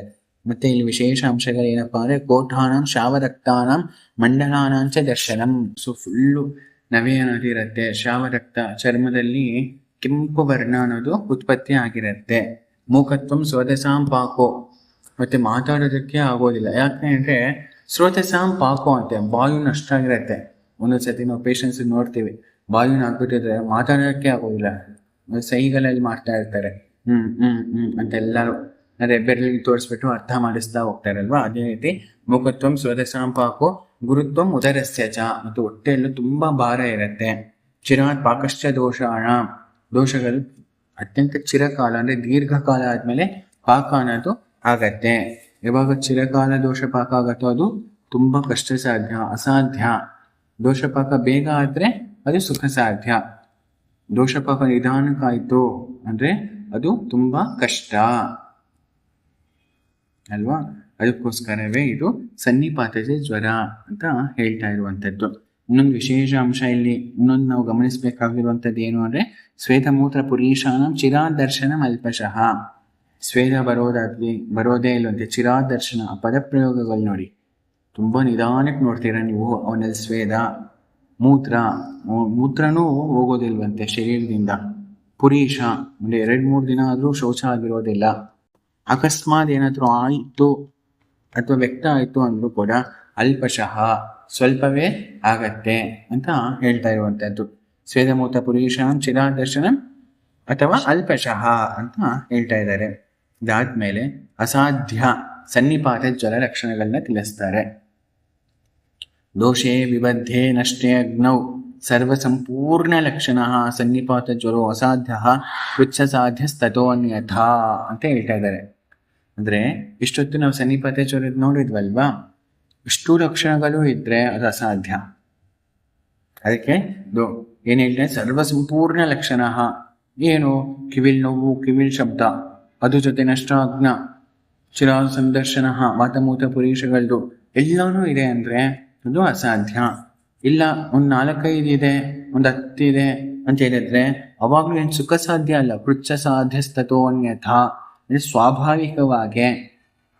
ಸ್ವಾಭಾವಿಕವಾಗಿ ಸನ್ನಿಪಾತಜ ಜ್ವರ ಅನ್ನೋದು ಕೃಚ್ಛ ಸಾಧ್ಯ ಅಂತ ಹೇಳ್ತಾ ಇದ್ದಾರೆ. ಅದಾದ್ಮೇಲೆ ಸಪ್ತಮೇ ದಿವಸೇ ಪ್ರಾಪ್ತೆ ದಶಮೇ ದ್ವಾದಶೇ ಪಿವ ಪುನರ್ಘೋರತರೋ ಭೂತ್ವ ಪ್ರಶಮಮ್ಯಾತಿ ಹಂತಿವಾ ಅಂತ ಹೇಳ್ತಾ ಇದ್ದಾರೆ. 7 ದಿನ ಅಥವಾ 10 ದಿನ ಅಥವಾ 12 ದಿನಗಳಲ್ಲಿ ಪ್ರಶಮನ ಅನ್ನೋದು ಹೊಂದಬೇಕು. ಇಲ್ಲ ಅಂದ್ರೆ ಅದು ಹಂತಿ, ನಾಶನೇ ಮಾಡ್ಬಿಡತ್ತೆ, ಅಂದ್ರೆ ಪ್ರಾಣನೇ ತೆಗೆದ್ಬಿಡತ್ತೆ ಅಂತ ಹೇಳ್ತಾ ಇದ್ದಾರೆ. ಸಪ್ತಮಿ ದ್ವಿಗುಣ ಚೈವ ನವಮ ಏಕಾದಶಿ ತಥಾ ಏಷ ತ್ರಿದೋಷ ಮರ್ಯಾದ ಮೋಕ್ಷಾಯ ಚ ವಧಾಯ ಚ ಅಂತ ಹೇಳ್ತಾ ಇದ್ದಾರೆ. ಅಂದ್ರೆ ಸಪ್ತಮಿ ದ್ವಿಗುಣ ಚೈವ ನವಮ ಏಕಾದಶಿ ತಥಾ ಏಷ ತ್ರಿದೋಷ ಮರ್ಯಾದ ಅಂದ್ರೆ ಎಲ್ಲಾ ದೋಷಗಳಿಗೂ ಮರ್ಯಾದೆ ಇದೆ. ವಾತಜದ ಸಪ್ತಮಿ 7 ದಿನಗಳವರೆಗೂ ಓಕೆ, ಪಿತ್ತಜದ ನವ, ಕಪಜದು ಏಕಾದಶಿ ಅಂದ್ರೆ 11 ದಿನಗಳವರೆಗೂ ಓಕೆ. ಅದಾದ್ಮೇಲೆ ನಾವು ಬಿಟ್ರೆ ಅದು ಬಿಡಬೇಕು. ಮೋಕ್ಷಾಯ ಅಂದ್ರೆ ಅದು ಬಿಡತ್ತೆ 7 ದಿನಕ್ಕೆ, 9 ದಿನಗಳಿಗೆ, 11 ದಿನಗಳಿಗೆ ಅದು ಬಿಡತ್ತೆ. ಬಿಡ್ಲಿಲ್ಲ ಅಂದ್ರೆ ಅದು ವಧಾಯಚ, ಅದು ವಧ ಅಂದ್ರೆ ನಾಶ, ಪ್ರಾಣನೇ ತೆಗೆದ್ಬಿಡತ್ತೆ ಅಂತ ಹೇಳ್ತಾ ಇರುವಂಥದ್ದು. ಇನ್ನು ಸನ್ನಿಪಾತ ಜ್ವರದ ಉಪದ್ರವಗಳು ಅಂತ ನೆಕ್ಸ್ಟ್ ಪ್ರಕರಣ. ಸನ್ನಿಪಾತ ಜ್ವರಸ್ಯಾಂತೆ ಕರ್ಣಮೂಲೆ ಸುಧಾರುಣಃ ಶೋಧ ಸಂಜಾಯತೆ ತೇನ ಕಶ್ಚಿದೇವ ಪ್ರಮುಚ್ಯತೆ ಅಂತ ಹೇಳ್ತಾ ಇದ್ದಾರೆ. ಸನ್ನಿಪಾತ ಜ್ವರದ ಉಪದ್ರವ ಏನಂದ್ರೆ ಕರ್ಣಮೂಲದಲ್ಲಿ ಅತ್ಯಂತವಾಗಿ ದಾರುಣವಾಗಿ ಶೋಥ ಅನ್ನೋದು ಉತ್ಪತ್ತಿ ಆಗುತ್ತೆ. ಫುಲ್ಲು ಕರ್ಣಮೂಲ ಇಲ್ಲಿ ಅಂದ್ರೆ ಗಂಟ್ಲು ಏನಿದೆಯೋ ಪಾರ್ಶ್ವ ಗಂಟ್ಲ ಭಾಗ ಓಕೆನೋ, ಅಲ್ಲಿ ದೊಡ್ಡ ಊತ ಆಗತ್ತೆ. ಅದು ಸನ್ನಿಪಾತ ಜ್ವರದ್ದು ಉಪದ್ರವ ಅಂತ ಅರ್ಥ ಮಾಡ್ಕೊಳ್ಬೇಕಾಗಿರುವಂಥದ್ದು. ನೆಕ್ಸ್ಟ್ ಅಭಿನ್ಯಾಸ ಜ್ವರ ಅಂತ ಹೇಳ್ತಾ ಇದ್ದಾರೆ. ತ್ರಯ ಪ್ರಕುಪಿತ ದೋಷ ಗುರಸ್ಸೋತೋನುಗಾಮಿನಃ ಆಮಾಭಿವೃದ್ಧ್ಯ ಗ್ರಥಿತ ಬುದ್ಧೇಂದ್ರಿಯ ಮನೋಗತಾ ಜನಯಂತಿ ಮಹಾಘೋರಂ ಅಭಿನ್ಯಾಸಂ ಜ್ವರಂ ದೃಢಂ ಅಂತ ಹೇಳ್ತಾ ಇದ್ದಾರೆ. ಅಭಿನ್ಯಾಸ ಜ್ವರ ಬಗ್ಗೆ ಚರಕದಲ್ಲಿ ಹೇಳೇ ಇಲ್ಲ, ಆದರೆ ಇಲ್ಲಿ ವಿಶೇಷವಾಗಿ ಹೇಳಿದೆ ಅಭಿನ್ಯಾಸ ಜ್ವರ ಅಂತ. ಅಂದ್ರೆ ಏನ್ ಗೊತ್ತಾ, ಅಭಿನ್ಯಾಸ ಅನ್ನೋ ಪದ ನಾವು ಗಮನಿಸಿದ್ರೆ ಅಭಿ ಅಂದ್ರೆ ಸರ್ವತೋಮುಖ, ಎಲ್ಲಾ ಕಡೆಗಳಿಂದ. ನ್ಯಾಸ ಅಂದ್ರೆ ಶರೀರದಲ್ಲಿ ಅವಯವಗಳಿರತ್ತೆ, ಆ ಅವಯವಗಳ ಜೊತೆ ನಾವು ಒಂದು ಉತ್ತಮ ತತ್ವವನ್ನ ನಾವು ಸಂಪುಟೀಕರಣ ಮಾಡುವಂಥದ್ದನ್ನ ನ್ಯಾಸ ಅಂತ. ಉದಾಹರಣೆಗೆ ನಮಗೆ ಮಹಾನ್ಯಾಸ, ಲಘುನ್ಯಾಸ ಅಂತೆಲ್ಲ ಇರುತ್ತೆ. ಅದೇ ಉದಾಹರಣೆಗೆ ನಾವು ಹೇಳ್ಬೇಕು ಅಂದ್ರೆ ಯಾವುದೋ ಒಂದು ದೇವ್ರ ಮಂತ್ರ ಜಪ ಮಾಡ್ತೀವಿ ಅಂದ್ರೆ ಅಂಗನ್ಯಾಸ ಕರನ್ಯಾಸ ಅಂತ ಪದ ಉಪಯೋಗಿಸ್ತೀವಿ ಅಲ್ವಾ. ಅಂದ್ರೆ ವ್ಯಾಸ ಅಂದರೆ ವಿಸ್ತಾರ ಮಾಡುವವಳು, ನ್ಯಾಸ ಅಂದರೆ ವಿಸ್ತಾರವಾಗಿರುವಂಥದ್ದನ್ನು ಪ್ರಮಿತವಾಗಿರುವಂಥದ್ರಲ್ಲಿ ನಿಬಿಡೀಕೃತ ಮಾಡುವಂಥದ್ದು. ಅಂದರೆ ಪರಮಾತ್ಮನ ಶಕ್ತಿ ವಿಶಾಲವಾಗಿದೆ, ಅಲ್ಲಿ ವಿಶಾಲವಾಗಿರುವಂಥದ್ದನ್ನು ನಮ್ಮ ಶರೀರ ಅನ್ನೋದು ಮಿತಿ ಇದೆ. ಆ ಇಷ್ಟು ವಿಶಾಲವಾಗಿರುವಂಥ ತತ್ವವನ್ನು ಇದರಲ್ಲಿ ತುಂಬಿಸಿಕೊಳ್ಳುವಂಥದ್ದನ್ನು ನ್ಯಾಸ ಅಂತ ಕರಿತೀವಿ. ಇಲ್ಲಿ ಅಭಿನ್ಯಾಸ ಅಂದರೆ ಏನು ಅಂದರೆ ದೋಷಗಳು ಅಂತಿದೆ, ಅದು ಸರ್ವ ಶರೀರದಲ್ಲೂ ವ್ಯಾಪಿಸಿ ಎಲ್ಲ ಅವಯವಗಳಲ್ಲೂ ಸ್ಥಾನ ಸಂಕ್ಷೇಪವಾದರೆ ಅಭಿನ್ಯಾಸ ಅಂತ ಕರಿತೀವಿ. ಗೊತ್ತಾಯ್ತಾ? ಅಭಿನ್ಯಾಸ ಹಾಗೆ ಅದಕ್ಕೆ ನೋಡಿ ಗಮನಿಸಿದ್ರೆ ತ್ರಯ ಪ್ರಕೋಪಿತ ದೋಷ ನೋಡಿ. ಅಭಿನ್ಯಾಸ ಜ್ವರದಲ್ಲಿ ಯಾವ ದೋಷ ಪ್ರಕೋಪ ಆಗಿರುತ್ತೆ? ವಾತಜ ಜ್ವರದಲ್ಲಿ ವಾತ ಅಂತ ಹೇಳ್ತೇವೆ, ಪಿತ್ತಜದಲ್ಲಿ ಪಿತ್ತ ಅಂತ, ಸಂಸರ್ಗ ವಾತ ಪಿತ್ತ ಅಂತ ಏನು ಅಂತ ಹೇಳಿ. ಅಭಿನ್ಯಾಸ ಜ್ವರ ಯಾವ ದೋಷ ಪ್ರಧಾನ? ವಾತನ ಪಿತ್ತನ ಕಪನಾರೆ ವಾತ ಪಿತ್ತ ಕಪ ಅಂತ ಹೇಳ್ಬೇಕು. ಅದು ಅಭಿ ಅನ್ನೋ ಪದನೇ ಅಲ್ಲಿ ತಿಳಿಸ್ಕೊಡ್ತಾರೆ. ಈ ರೀತಿ ತ್ರಯ ಪ್ರಕೋಪಿತ ದೋಷ ವಿಶೇಷವಾಗಿ ಎಲ್ಲೆಲ್ಲಿ ಆಶ್ರಯ ತಗೊಳತ್ತೆ ಅಂದ್ರೆ ಉರಸ್ರೋತೋನುಗಾಮಿನಾಹ, ಅಂದ್ರೆ ಉರಸ್ಸಿನಲ್ಲಿರುವಂತಹ ಸ್ರೋತಸ್ಸಲ್ಲಿ ಅನುಗಾಮನ ಆಗತ್ತಂತೆ. ಏನಿದು ಉರಸ್ರೋತೋನುಗಾಮಿನಃ ಅಂದ್ರೆ ಉರಸ್ಸಲ್ಲಿ ಇರುವಂತದ್ದು ಯಾವುದು? ಹೃದಯ ಸ್ರೋತಸ್ಸಲ್ಲಿ ಅನುಗಾಮಿನಃ ಅಂದ್ರೆ ಎಲ್ಲಾ ಶರೀರಕ್ಕೂ ವ್ಯಾಪಿಸಿ ಆಮಾಭಿವೃದ್ಧಿಯಾಗೃತಿತ, ಮತ್ತೆ ಶರೀರದಲ್ಲಿ ಆಮವನ್ನು ಅಭಿವೃದ್ಧಿ ಮಾಡಿ ಗ್ರಂಥಿಗಳನ್ನು ಉತ್ಪತ್ತಿ ಮಾಡಿ ಬುದ್ಧೀಂದ್ರಿಯ ಮನೋಗತಾಹ, ಯೋಚನೆ ಮಾಡಿ ಬರೀ ಶರೀರಕ್ಕಷ್ಟೇ ವ್ಯಾಪಿಸ್ಲಿಲ್ಲ, ಬುದ್ಧಿ ಇಂದ್ರಿಯ ಮನಸ್ಸು ನೋಡಿದ್ರೆ ಅದಕ್ಕೆ ಆ ಹೆಸರು ಅಭಿನ್ಯಾಸ ಅಂತ ಬಂದಿತ್ತು. ಬುದ್ಧೀಂದ್ರಿಯ ಮನೋಗತಾಹ ಜನಯಂತಿ ಮಹಾಘೋರಂ, ಇದು ಘೋರನೇ ಅಲ್ವಾ? ಅಂದ್ರೆ ಈ ಶರೀರದಲ್ಲಿ ಏನೇನು ಮಿಕ್ಕಿದೆಯೋ ಎಲ್ಲದರಲ್ಲೂ ವ್ಯಾಪಿಸ್ಬಿಡ್ತು, ಆತ್ಮ ಒಂದು ಬಿಟ್ಟು. ಯಾಕೆಂದ್ರೆ ಆತ್ಮಕ್ಕೆ ದುಃಖ ಇಲ್ಲ ಅಲ್ವಾ, ಅದಕ್ಕೋಸ್ಕರ ಅವನ ದುಃಖ ಸ್ಪರ್ಶ ಅನ್ನೋದೇ ಆಗೋದಿಲ್ಲ. ಅದೇ ಅವನನ್ನು ಬಿಟ್ಟು ಅವ್ಯಕ್ತ ಆತ್ಮ ಬಿಟ್ಟು ನೆಕ್ಸ್ಟ್ ಯಾವುದು? ಮಹತ್ವ ಬುದ್ಧಿ.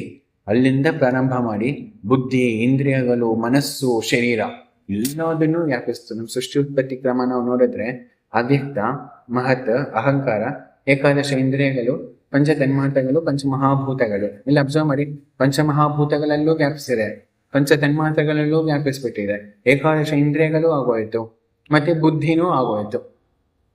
ಅದಕ್ಕೆ ಅಭಿ ಅಂದ್ರೆ ಎಲ್ಲದರಲ್ಲೂ ನ್ಯಾಸ ಆಶ್ರಯ ತಗೊಂಡಿದ್ಯಲ್ವಾ ಈ ದೋಷ. ಅದಕ್ಕೆ ಈ ಜ್ವರವನ್ನ ಅಭಿನ್ಯಾಸ ಜ್ವರ ಅಂತ ಕರಿತೀವಿ. ಮತ್ತೆ ಇದು ಸುಮ್ಮನೆ ಸಾಮಾನ್ಯ ಅಲ್ಲ, ಅತ್ಯಂತ ಘೋರ, ಅದಕ್ಕೆ ಮಹಾಘೋರ ಅಂತ ಇದಕ್ಕೆ ಹೆಸರು.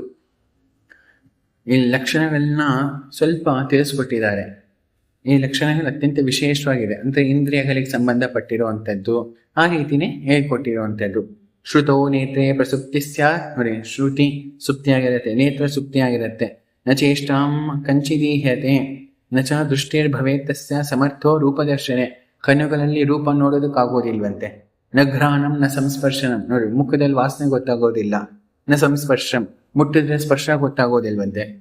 ಶಬ್ದಂ ವಾ ನೈವ ಬುದ್ಧತೆ, ಮಾತಾಡ್ತಾ ಇದ್ರೆ ಕಿವಿ ಕೇಳಿಸಲ್ವಂತೆ. ನೋಡಿದ್ರ ಎಂಥ ಜ್ವರ, ನೀವೆಲ್ಲೂ ಊಹಿಸಕ್ಕೂ ಆಗೋದಿಲ್ಲ. ಅಂಥದ್ರ ಬಗ್ಗೆನೂ ವ್ಯಾಖ್ಯಾನ ನಮ್ಮ ಶಾಸ್ತ್ರದಲ್ಲಿ ಇದೆ ಅಂತ ಹೇಳ್ತಾ, ಶಿರೋ ಲೋಟಯತೆ ಅಭೀಕ್ಷ್ಣಂ ಆಹಾರಂ ನಾಭಿನಂದತಿ, ಆ ಅನ್ನ ಸೇರೋದೇ ಇಲ್ಲ. ಕೂಜತಿ ತುದ್ಯತೆ ಚೈವ ಪರಿವರ್ತನಂ ಇಹ್ಯತೆ ಅಲ್ಪಂ ಪ್ರಭಾಷತೆ, ಮಾತಾಡೋದು ಇಲ್ಲ, ಮಾತಾಡದೆ ಸ್ವಲ್ಪ. ಕಿಂಚಿತ್ ಅಭಿನ್ಯಾಸಸ್ಥ ಉಚ್ಯತೆ, ಇದನ್ನ ಅಭಿನ್ಯಾಸ. ನೋಡಿದ್ರ ಒಂದು ಪದದಿಂದನೇ ನಾವು ಅರ್ಥ ಮಾಡ್ಕೊಳ್ಬೋದು, ಅದನ್ನೇ ಅರ್ಥನೂ ಮಾಡಿಸಿರುವಂಥದ್ದು ಆಚಾರ್ಯರು ಅಂತ ಹೇಳ್ತಾ, ಪ್ರತ್ಯಾಖ್ಯಾತಸ್ಸ ಭೂಯಿಷ್ಠ ಕಶ್ಚಿದೇವಾತ್ರ ಸಿದ್ಧತೆ, ತುಂಬಾ ಅಸಾಧ್ಯನೇ, ಅಕಸ್ಮಾತ್ ಬದುಕಿದ್ರು ಕಶ್ಚಿದೇವಾತ್ರ ಸಿದ್ಧತೆ. ಅಲಕ್ ಬುಲಕ್ ಪುರುಷಕಾರ ಅನ್ನೋದು ದಾನಶೀಲ ದಯಾ ಸತ್ಯ ಬ್ರಹ್ಮಚರ್ಯ ಕೃತಜ್ಞತಾ ರಸಾಯನಾನಿ ಮೈತ್ರಿ ಚ ಪುಣ್ಯಾಯುರ್ ವೃದ್ಧ ಕೃತಿಗಣಾ ಅಂತ 7 ರೀತಿ ವಾಗ್ಭಟಾಚಾರ್ಯರ ಶಾರೀರ ಸ್ಥಾನದಲ್ಲಿ ಇದನ್ನೆಲ್ಲ ಮಾಡಿದ್ದಲ್ಲಿ ಪುರುಷಕಾರ ವೃದ್ಧಿ ಅಂತಲ್ಲಿ ಅವಾಗ ಬದುಕಬಹುದೇ ಹೊರತು ಇಲ್ಲ ಅಂದ್ರೆ ಏನು ಮಾಡಿದೆ ಬದುಕೋಕ್ ಸಾಧ್ಯನೇ ಇಲ್ಲ. ಅದಕ್ಕೆ ಇದು ಪ್ರತ್ಯಾಖ್ಯಾತ ಅಂತ ಹೇಳ್ತಾ ಇರುವಂತದ್ದು.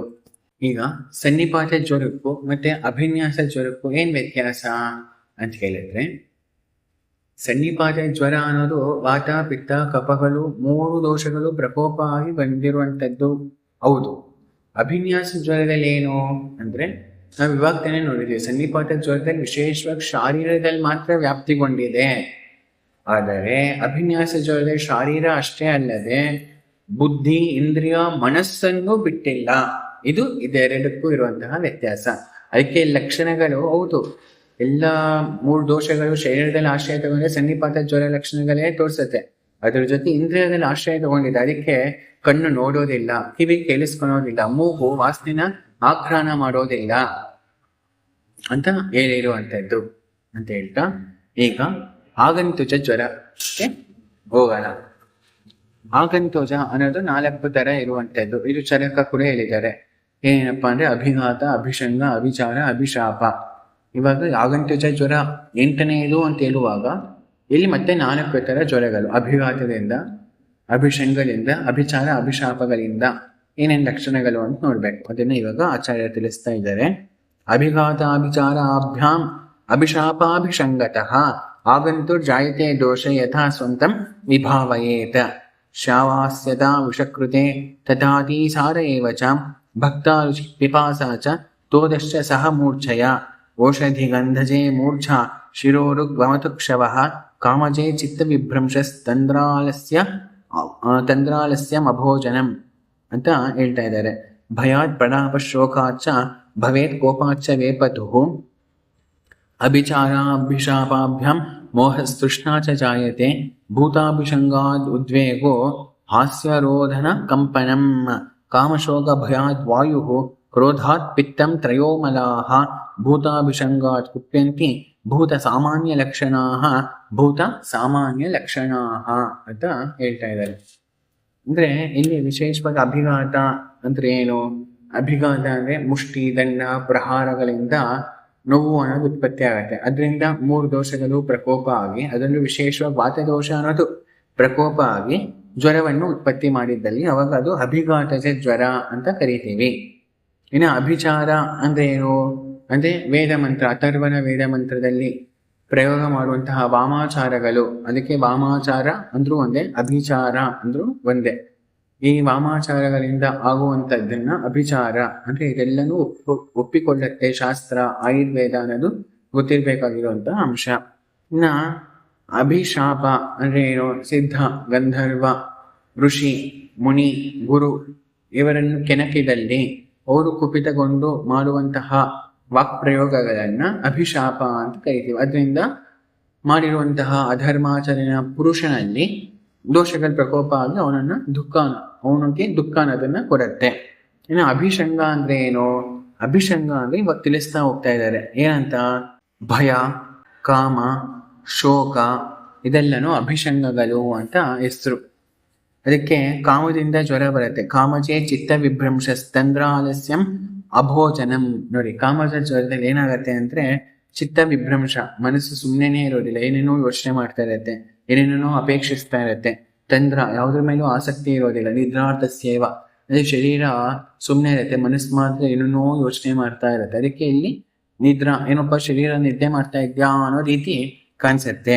ಆಲಸ್ಯ, ಬೇರೆ ಯಾರು ಏನು ಹೇಳಿದ್ರು ಸ್ಪೃಹಣೆ ಅನ್ನೋದೇ ಇರೋದಿಲ್ಲ. ಅದಕ್ಕೆ ಅವ್ರಿಗೆ ಪ್ರತಿಕ್ರಿಯೆ ಇರೋದಿಲ್ಲ. ಪ್ರತಿಕ್ರಿಯೆ ಇಲ್ಲ ಅಂದ್ರೆ ಅದನ್ನೇ ಆಲಸ್ಯ ಅಂತ ಕರಿತೀವಿ. ಮತ್ತೆ ಅಭೋಜನಂ, ಯಾಕಂದ್ರೆ ಭೋಜನ ಒಂದೇ, ಆ ಕಾಮಜ ವಸ್ತು ಮಾತ್ರನೇ ಭೋಜನ ಆಗಿರುತ್ತೆ. ಅದಕ್ಕೆ ಇದು ಕಾಮಜ ಜ್ವರ ಅಂತ ಹೇಳ್ತಾರೆ. ನೆಕ್ಸ್ಟ್ ಹೃದಯ ವೇದನಾಚಾಸ್ಯ ಗಾತಂಚ ಪರಿಶುಷ್ಯತಿ. ಇನ್ನು ಭಯದಲ್ಲಿ ಪ್ರಲಾಪ, ಏನೇನೋ ಮಾತಾಡ್ತಾನೆ ಭಯದಲ್ಲಿ. ಮತ್ತೆ ಶೋಕಾಚ ಭವೇತ್ ಕೋಪಾಚ ಬೇಪತುಃ.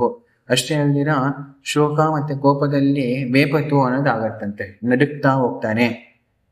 ಮತ್ತೆ ಶೋಕದಲ್ಲಿ ಪ್ರಲಾಪ ಅನ್ನೋದು ಆಗತ್ತೆ, ಶೋಕದಲ್ಲೂ ಏನೇನೋ ಮಾತಾಡ್ತಾನೆ.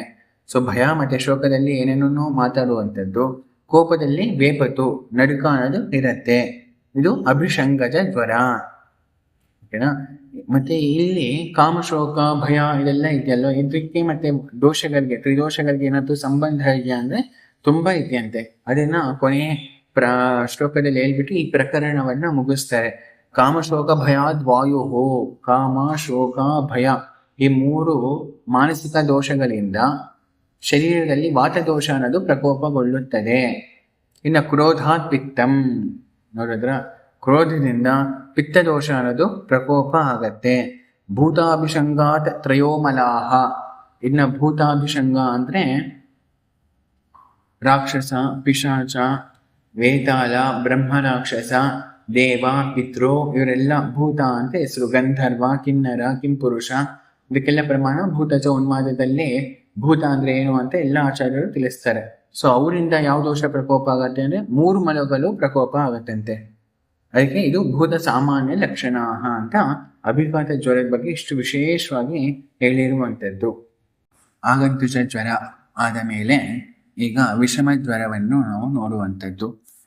ದೋಷೋ ಅಲ್ಪೋ ಹಿತ ಸಂಭೂತೋ ಜ್ವರೋ ಸೃಷ್ಟಸ್ಯ ವಾ ಪುನಃ ಧಾತುಮನ್ಯತಮಂ ಪ್ರಾಪ್ಯ ಕರೋತಿ ವಿಷಮಜ್ವರಂ ಸಂತತಃ ಸತತೋನ್ಯೇತು ಸ್ತುತೀಯಕ ಚತುರ್ಥಕೌ ಸಂತತಂ ರಸರಕ್ತಸ್ಥೋನ್ಯೇತು ಪಿಶಿತಾಶ್ರಿತಃ ಮೇರೋಗತಸ್ತು ದೇಹರ್ಣಿ ತ್ವಗಸ್ತಿಮಜ್ಜಗತ ಪುನಃ ಕುರ್ಯಾ ಚತುರ್ಥಕಂ ಘೋರಂ ಅಂತಕಂ ರೋಗಸಂಕರಂ ಅಂತ ಹೇಳ್ತಾ ಇರುವಂಥದ್ದು. ಅಂದರೆ ಈ ಶ್ಲೋಕ ಅರ್ಥ ಏನು? ಯಾವಾಗ ದೋಷಗಳು ಅಹಿತಾಚರಣೆಗಳಿಂದ ಪ್ರಕೋಪಗೊಂಡು ಧಾತುಗಳಲ್ಲಿ ಸ್ಥಾನ ಸಂಶಯ ತೆಗೆದುಕೊಳ್ಳುತ್ತದೋ ಆವಾಗ ಅದು ವಿಷಮ ಜ್ವರ ಅಂತ ಹೆಸರು. ಅಂದರೆ ಧಾತುಗತ ಜ್ವರವೂ ಇದೆ, ಆದರೆ ಇಲ್ಲಿ ವಿಶೇಷವಾಗಿ ವಿಷಮ ಜ್ವರ ಅಂದಲ್ಲಿ ಧಾತು ಅನ್ಯತಮಂ ಪ್ರಾಪ್ಯ ಕರೋತಿ ವಿಷಮ ಜ್ವರಂ ಅಂತ ಹೇಳ್ತಾ ಇದ್ದಾರೆ. ಏನಿದು ಅದನ್ನು ನಾವು ಮುಂದೆ ಒಂದೊಂದೇ ವಿಷಮ ಜ್ವರ 5 ರೀತಿಯಾಗಿದೆ. ಸಂತತ, ಸತತ, ಅನ್ಯೇ ದುಷ್ಕ, ತೃತೀಯಕ, ಚತುರ್ಥಕ ಅಂತ. ಇದನ್ನೆಲ್ಲ ಮಾತಾಡುವಾಗ ಗೊತ್ತಾಗತ್ತೆ. ಸಂತತ ಜ್ವರ ಅಂದರೆ ಏನು ಅಂದರೆ ಇದೊಂದು ವಿಷಮ ಜ್ವರದ ಒಂದು ಭೇದ. ಇದು ರಸರಕ್ತಸ್ಥ, ನೋಡಿದ್ರ, ರಸ ಮತ್ತೆ ರಕ್ತದಲ್ಲಿ ಆಶ್ರಯ ತೆಗೆದುಕೊಂಡಲ್ಲಿ ವಾತಪಿತ್ತ ಕಫಗಳು, ಅವಾಗ ಅದು ಸಂತತ ಜ್ವರವನ್ನು ಉತ್ಪತ್ತಿ ಮಾಡುತ್ತದೆ. ಸೊ ಅನ್ಯೇದು ಪಿಶಿತಾಶ್ರಿತ. ಇನ್ನ ಪಿಶಿತ ಅಂದ್ರೆ ಮಾಂಸದಲ್ಲಿ ಈ ತ್ರಿದೋಷಗಳು ಸ್ಥಾನ ಸಂಶಯವನ್ನು ತೆಗೆದುಕೊಂಡಲ್ಲಿ ಮತ್ತು ತಾಪವನ್ನು ಶರೀರದಲ್ಲಿ ಉತ್ಪತ್ತಿ ಮಾಡಿದ್ದಲ್ಲಿ ಅವಾಗ ಅದು ಅನ್ಯೇ ದುಷ್ಕ ಜ್ವರ ಅಂತ ಹೇಳುವಂಥದ್ದು. ಮೇಧೋಗತ ಸ್ತುತಿ ಹೇಹ್ನಿ. ಮೇಧೋಗತ ಅಂದರೆ ಮೇಧೋಧಾತುವಿನಲ್ಲಿ ಆಶ್ರಯ ತೆಗೆದುಕೊಂಡಲ್ಲಿ ಜ್ವರವನ್ನು ನಾವು ತೃತೀಯಕ ಜ್ವರ ಅಂತ ಕರೀತೀವಿ. ಅಸ್ಥಿ ಮಜ್ಜಗತ ಪುನಃ ಅಂದ್ರೇನು? ಅಸ್ಥಿ ಮತ್ತು ಮಜ್ಜಾಧಾತುಗಳಲ್ಲಿ ದೋಷಗಳು ಆಶ್ರಯ ತೆಗೆದುಕೊಂಡಲ್ಲಿ ಬರುವಂತಹ ಜ್ವರವನ್ನು ನಾವು ಚತುರ್ಥಕ ಜ್ವರ ಅಂತ ಕರೀತೀವಿ. ಇದು ಘೋರಂ ಅಂತಕಂ ರೋಗ ಸಂಕರಂ. ಇದು ಅತ್ಯಂತ ಘೋರ ಜ್ವರ ಮತ್ತು ಇದು ಅಂತಕ ಅಂದರೆ ಮೃತ್ಯುವನ್ನು ಖಚಿತವಾಗಿಯೂ ಉತ್ಪತ್ತಿ ಮಾಡುತ್ತೆ ಅಂತ ಹೇಳ್ತಾ ಇದ್ದಾರೆ. ಅಂದರೆ ಸಾಮಾನ್ಯವಾಗಿ ಜ್ವರಗಳಲ್ಲಿ ನಾವೇನಂತ ಗಮನಿಸಿದ್ವಿ? ರಸಾನುಗಾಹ. ಅದಕ್ಕೆ ಅದು ರಸ ಧಾತು ಪ್ರದೋಷಜ ವಿಕಾರಗಳಲ್ಲಿ ಜ್ವರ ಅನ್ನೋದು ಇರುವಂಥದ್ದು. ಅಷ್ಟಕ್ಕೆ ನಾವು ನೋಡಿದ್ವಿ. ಅದು ವಾತ, ಪಿತ್ತ, ಕಫ, ದ್ವಂದ್ವಜ, ತ್ರಿದೋಷಜ ಜ್ವರಗಳಿಗೆ ಸಂಬಂಧಪಟ್ಟಿರುವಂಥದ್ದು. ಆದರೆ ವಿಷಮ ಜ್ವರ ಅಂದಲ್ಲಿ ರಸ ರಕ್ತ ಎರಡೂ ಇದ್ದರೆ ಸಂತತ ಜ್ವರ, ಪಿಶಿತಾಶ್ರಯವಾಗಿದ್ದಲ್ಲಿ ಅದು ಅನ್ಯದುಷ್ಕ, ಮೇಧೋಗತವಾಗಿದ್ದಲ್ಲಿ ಅದು ತೃತೀಯಕ ಜ್ವರ, ಅಸ್ಥಿಮಜ್ಜಗತ ಆಗಿದ್ದಲ್ಲಿ ಅದು ಚತುರ್ಥಕ ಜ್ವರ ಅಂತ ಹೇಳ್ತಾ ಇದ್ದಾರೆ.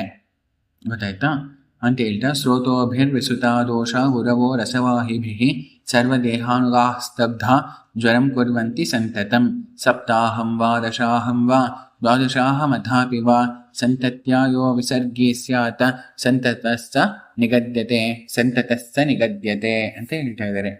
ಅಂದರೆ ಇದು ಚರಕ ಜ್ವರ ಚಿಕಿತ್ಸಾ ಅಧ್ಯಾಯದಲ್ಲೂ ನಮಗೆ ಕಂಡು ಬರುತ್ತದೆ ಈ ವಿಷಮ ಜ್ವರದ ಬಗ್ಗೆ ಉಲ್ಲೇಖ. ಅದೇ ಅನುಸಾರವಾಗಿ ಸಂಪ್ರದಾಯ ಅನುಸಾರವಾಗಿ ಮಾಧವಕರರು ಇಲ್ಲಿ ತಿಳಿಸ್ಕೊಟ್ಟಿದ್ದಾರೆ. ಹಾಗೆ ಸಂತತ ಜ್ವರದ್ದು ಲಕ್ಷಣಗಳೇನೇನು ಅಂತ ಹೇಳ್ತಾ ಇದ್ದಾರೆ. ಸೋತೋಭಿರ್ ವಿಸುತಾ ದೋಷ. ಯಾವಾಗ ಸೋತಸ್ಸಿನಲ್ಲಿ ದೋಷಗಳು ಪ್ರಸರಿಸ್ತಾ ಇದೆಯೋ ಅದರಲ್ಲೂ ವಿಶೇಷವಾಗಿ ರಸವಾಹಿಭಿಹಿ. ಆ ರಸವಾಹಿಭಿಹಿ ಏನು? ಸರ್ವದೇಹಾನುಗಾಹ, ಸರ್ವದೇಹದಲ್ಲೂ ಅನುಗಮನ ಆಗ್ತಾ ಇದೆ. ಅವಾಗ ಸ್ತಬ್ಧತ ಅನ್ನೋದನ್ನ ಉತ್ಪತ್ತಿ ಮಾಡುತ್ತೆ. ಆ ಜ್ವರವನ್ನು ಸಂತತ ಜ್ವರ ಅಂತ ಕರಿತೀವಿ. ಮತ್ತೆ ಇದು ಸಪ್ತಾಹಂ 7 ದಿನಗಳು ಇಷ್ಟು ಪ್ರಶಮನ ಆಗದೇ ಇರುತ್ತೆ. ಇಲ್ಲ ದಶಾಹಂ ಇಲ್ಲ 10 ದಿನಗಳು, ಅಥವಾ ದ್ವಾದಶಾಹಂ ಅಥಾಪಿವ 12 ದಿನಗಳು. ಸಂತತ್ಯಾಯೋ ವಿಸರ್ಗಿ ಸ್ಯಾತ್ ಅಂದರೆ ವಿಸರ್ಗಿ ಅಂದ್ರೆ ಬಿಡದೆ ಅವಿಸರ್ಗವಾಗಿ ಪೀಡಿಸ್ತಾ ಇದ್ರೆ ಅದನ್ನ ಸಂತತ ಅಂತ ಕರಿತೀವಿ. ಅದಕ್ಕೆ ಯಾಕೆ ಇದಕ್ಕೆ ಸಂತತ ಅಂತ ಹೆಸರಿಟ್ಟಿದ್ದಾರೆ ಗೊತ್ತಾಯ್ತಲ್ವಾ?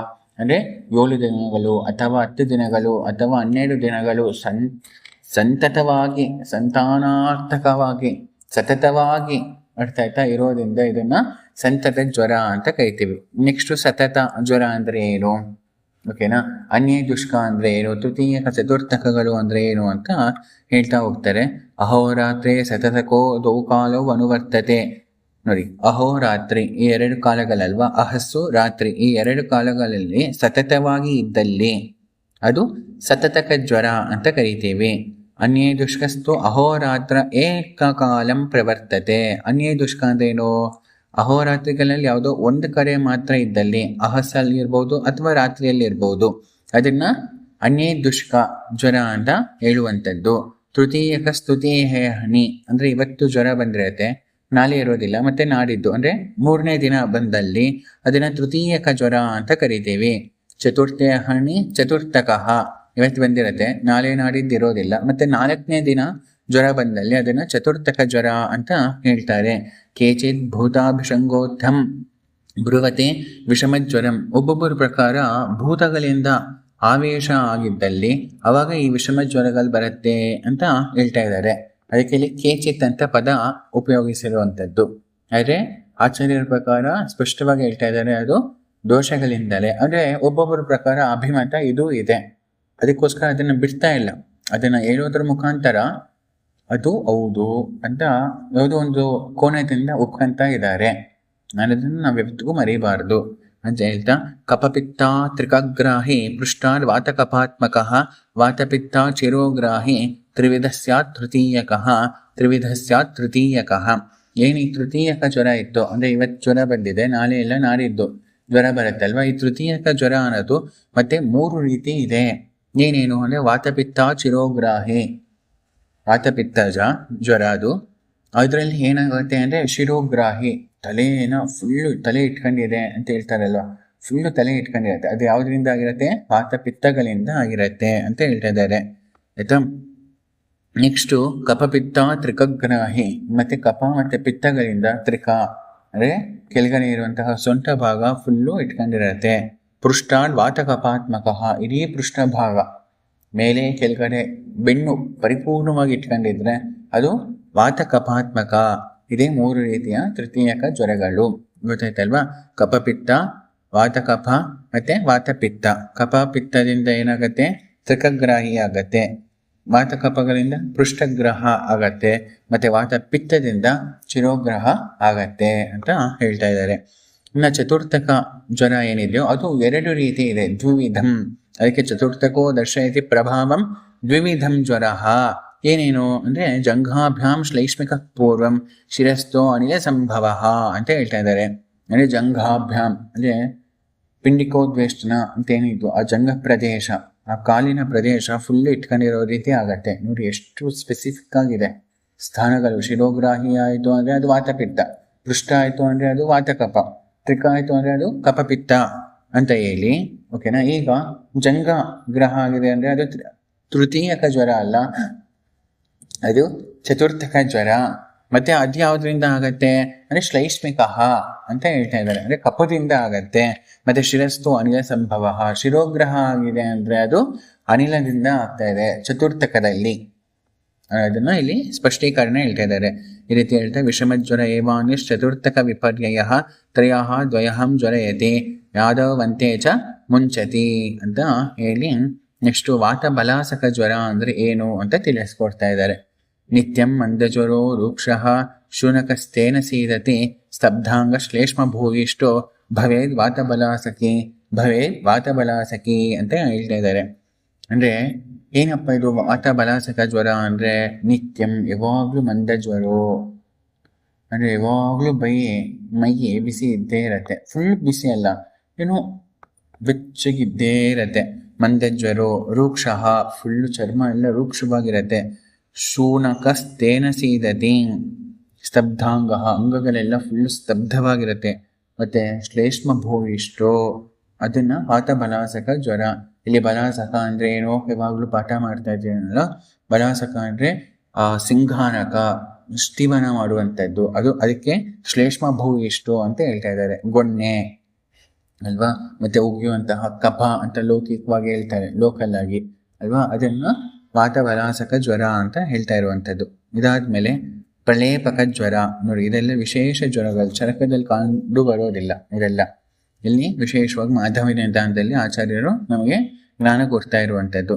ಪ್ರಲಿಪ್ಪನ್ನಿವ ಗಾತ್ರಾಣಿ ಘರ್ಮೇಣ ಗೌರವೇಣ ಚ ಮಂದಜ್ವರ ವಿಲೇಪೇ ಚ ಸಶೀತ ಸ್ಯಾತ್ ಪ್ರಲೇಪಕಃ ಅಂತ ಹೇಳ್ತಾ ಇದ್ದಾರೆ.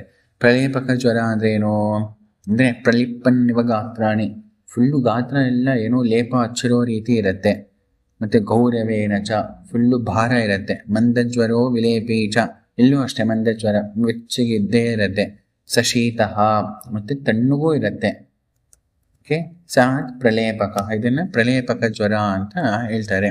ನೆಕ್ಸ್ಟು ವಿಷಮಜ್ವರ ಇನ್ ಜನರಲ್ ಲಕ್ಷಣಗಳೇನೇನು ಅಂತ ಹೇಳುವಾಗ, ವಿದಗ್ಧೆ ಅನ್ನರಸೆ ದೇಹೆ ಶ್ಲೇಷ್ಮಪಿತ್ತೆ ವ್ಯವಸ್ಥಿತೆ ತೇನಾರ್ಧಂ ಶೀತಲಂ ದೇಹಂ ಅರ್ಧಮುಷ್ಣಂ ಪ್ರಜಾಯತೆ ಕಾಯೇ ದುಷ್ಟಂ ಯದಾ ಪಿತ್ತಂ ಶ್ಲೇಷ್ಮಾ ಚಾಂತೆ ವ್ಯವಸ್ಥಿತಃ ತೇನೋಷ್ಣತ್ವಂ ಶರೀರಸ್ಯ ಶೀತತ್ವಂ ಹಸ್ತಪಾದಯೋಃ ಕಾಯೇ ಶ್ಲೇಷ್ಮಾ ಯದಾ ದುಷ್ಟಃ ಪಿತ್ತಂ ಚಾಂತೆ ವ್ಯವಸ್ಥಿತಂ ಶೀತತ್ವಂ ತೇನ ಗಾತ್ರಾಣಾಂ ಉಷ್ಣತ್ವಂ ಹಸ್ತಪಾದಯೋಃ ಅಂತ ಹೇಳ್ತಾ ಇದ್ದಾರೆ. ಅಂದರೆ ಹೆಸರಲ್ಲೇ ಕಾಣಿಸ್ತದೆ ವಿಷಮ ಎಲ್ಲ ಒಂದೇ ಥರ ಇಲ್ಲ. ಒಂದು ಕಡೆ ಶೀತವಾಗಿದ್ದರೆ ಇನ್ನೊಂದು ಕಡೆ ಬಿಸಿಯಾಗಿರುತ್ತೆ. ಇವಾಗ ಬಿಸಿಯಾಗಿದೆ ಅಂದರೆ ಇನ್ನು ಸ್ವಲ್ಪ ಹೊತ್ತಿಗೆ ತಣ್ಣಗಿರುತ್ತೆ. ಅದಕ್ಕೆ ಸಂತತ ಸತತ ಅಂತ ನಾಮಕರಣಗಳನ್ನು ಅಲ್ಲಿ ಮಾಡಿರುವಂಥದ್ದು ಅಲ್ವಾ ಅಂತ ಹೇಳ್ತಾ, ವಿದಗ್ಧೆ ಅನ್ನರಸೆ ದೇಹೆ ಶ್ಲೇಷ್ಮಪಿತ್ತೆ ವ್ಯವಸ್ಥಿತೆ. ವಿದಗ್ಧೆ ಅನ್ನರಸೆ ಅಂದರೆ ಏನು ಅಂದರೆ, ಅನ್ನರಸ ಪಾಕ ಆಗ್ತಾ ಇರುವಾಗ ಶ್ಲೇಷ್ಮ ಪಿತ್ತಗಳು ಅನ್ನೋದು ಪ್ರಕೋಪ ಆಗತ್ತೆ. ಅದಕ್ಕೆ ತೇನಾರ್ಧಂ ಶೀತಲಂ ದೇಹಂ, ಅವನ ದೇಹ ಅರ್ಧ ತಣ್ಣಗಿರುತ್ತೆ, ಇನ್ನು ಅರ್ಧ ದೇಹ ಉಷ್ಣವಾಗಿರುತ್ತೆ. ಇದು ವಿಷಮಜ್ವರದ್ದು ಲಕ್ಷಣ. ಕಾಯೇ ದುಷ್ಟಂ ಯದಾ ಪಿತ್ತಂ ಶ್ಲೇಷ್ಮಾಚಾಂತೆ ವ್ಯವಸ್ಥಿತಃ ತೇನೋಷ್ಣತ್ವಂ ಶರೀರಸ್ಯ ಶೀತತ್ವಂ ಹಸ್ತಪಾದಯೋಃ. ಯದಾ ಪಿತ್ತಂ ಶ್ಲೇಷ್ಮ ಚ ಅಂತೆ ವ್ಯವಸ್ಥಿತಃ, ಅಂದರೆ ಜೀರ್ಣ ಆದಮೇಲೆ ಶ್ಲೇಷ್ಮ ಮತ್ತು ಪಿತ್ತಗಳ ಪ್ರಕೋಪ ಆದಲ್ಲಿ ಅವಾಗ ಏನಾಗುತ್ತೆ ಅಂದರೆ ಶರೀರ ಫುಲ್ಲು ಉಷ್ಣವಾಗಿರುತ್ತೆ, ಆದರೆ ಹಸ್ತಪಾದಗಳು ವಿಶೇಷವಾಗಿ ಅದು ಶೀತವಾಗಿರುತ್ತೆ. ನೋಡಿ, ಒಂದೊಂದು ವಿಶೇಷ ಡಯಾಗ್ನೋಸ್ಟಿಕ್ ಕ್ರೈಟೀರಿಯಾಗಳು, ಇದು ನಾಸತ್ಯಾಂಶ ಅಲ್ವಾ ಅಂತ ಹೇಳ್ತಾ, ಕಾಯೇ ಶ್ಲೇಷ್ಮ ಯದಾ ದುಷ್ಟ ಪಿತ್ತಂ ಚ ಅಂತೆ ವ್ಯವಸ್ಥಿತಃ. ಆಲ್ರೆಡಿ ಅವನು ಶ್ಲೇಷ್ಮ ಪ್ರಕೃತಿ, ಆದರೆ ಪಿತ್ತ ಅನ್ನೋದು ಕೊನೆಯದಾಗಿ ಪ್ರಕೋಪ ಆಗ್ತಾ ಇದೆ ಅಂದರೆ ಅವಾಗ ಶೀತತ್ವಂ ತೇನ ಗಾತ್ರಾಣಂ ಉಷ್ಣತ್ವಂ ಹಸ್ತಪಾದಯೋಹೋ. ಶರೀರ ಎಲ್ಲ ತಣ್ಣಗಿರುತ್ತೆ, ಆದರೆ ಹಸ್ತ ಮತ್ತು ಪಾದಗಳು ಮಾತ್ರ ಬಿಸಿಯಾಗಿರುತ್ತೆ. ಕಂಡೀಷನ್ಸ್ ಜ್ಞಾಪಕ ಗೊತ್ತಾಗ್ತಾ ಇದೆಯಾ? ಒಂದು ಅರ್ಧ ಶರೀರ ಉಷ್ಣ, ಇನ್ನೊಂದು ಅರ್ಧ ಶರೀರ ಶೀತವಾಗಿದೆ. ಎರಡನೇ ಕಂಡೀಷನ್ ಏನು ಅಂದರೆ ಶರೀರ ಫುಲ್ಲು ಉಷ್ಣವಾಗಿದೆ, ಹಸ್ತಪಾದಗಳು ಶೀತವಾಗಿದೆ. ಮೂರನೆಯದು ಶರೀರ ಮಾಮೂಲಿ ತಣ್ಣಗಿದೆ, ಆದರೆ ಹಸ್ತಪಾದಗಳು ಬಿಸಿಯಾಗಿದೆ. ಓಕೆ, ಇದೆಲ್ಲ ಈ ರೀತಿ ಕಂಡುಬರುವಂಥದ್ದು ಎಲ್ಲವೂ ಅದು ವಿಷಮ ಜ್ವರ ಅಂತ ಅರ್ಥ ಮಾಡ್ಕೊಳ್ಬೇಕು. ಮತ್ತು ಈ ಮೂರಲ್ಲೂ ಏನಪ್ಪ ದೋಷಗಳು ಇನ್ವಾಲ್ವ್ಮೆಂಟ್ ಆಗಿರೋದು ಅಂದರೆ ಶ್ಲೇಷ್ಮ ಪಿತ್ತಗಳೇ. ಅದು ಊಟದ ಸಮಯದಲ್ಲಿ ಪ್ರಕೋಪ ಆಯಿತಾ, ಊಟಕ್ಕೆ ಮುಂಚೆ ಪ್ರಕೋಪ ಆಯಿತಾ, ಅಥವಾ ಊಟ ಆದ್ಮೇಲೆ ಅಂತೆ ಆಯಿತಾ ಅನ್ನೋದ್ರ ಮೇಲೆ ಈ ಮೂರು ಕಂಡೀಷನ್ಸು ವ್ಯಕ್ತ ಆಗ್ತಾ ಇರುವಂಥದ್ದು ಅಂತ ಹೇಳ್ತಾ, ನೆಕ್ಸ್ಟು ದಾಹ ಶೀತ ಜ್ವರ ಅಂದರೆ ಏನು ಅಂತ ಹೇಳ್ತಾರೆ. ನೋಡಿದ್ರ ವಾತವಲಾಸಕ ಆಯಿತು, ತದನಂತರ ಪ್ರಲೇಪಕ ಜ್ವರ ಆಯಿತು. ಈಗ ದಾಹ ಶೀತ ಜ್ವರ ಅನ್ನೋದನ್ನ ಏನು ಅಂತ ನಾವು ನೋಡ್ತಾ ಇದ್ದೀವಿ. ಓಕೆನಾ?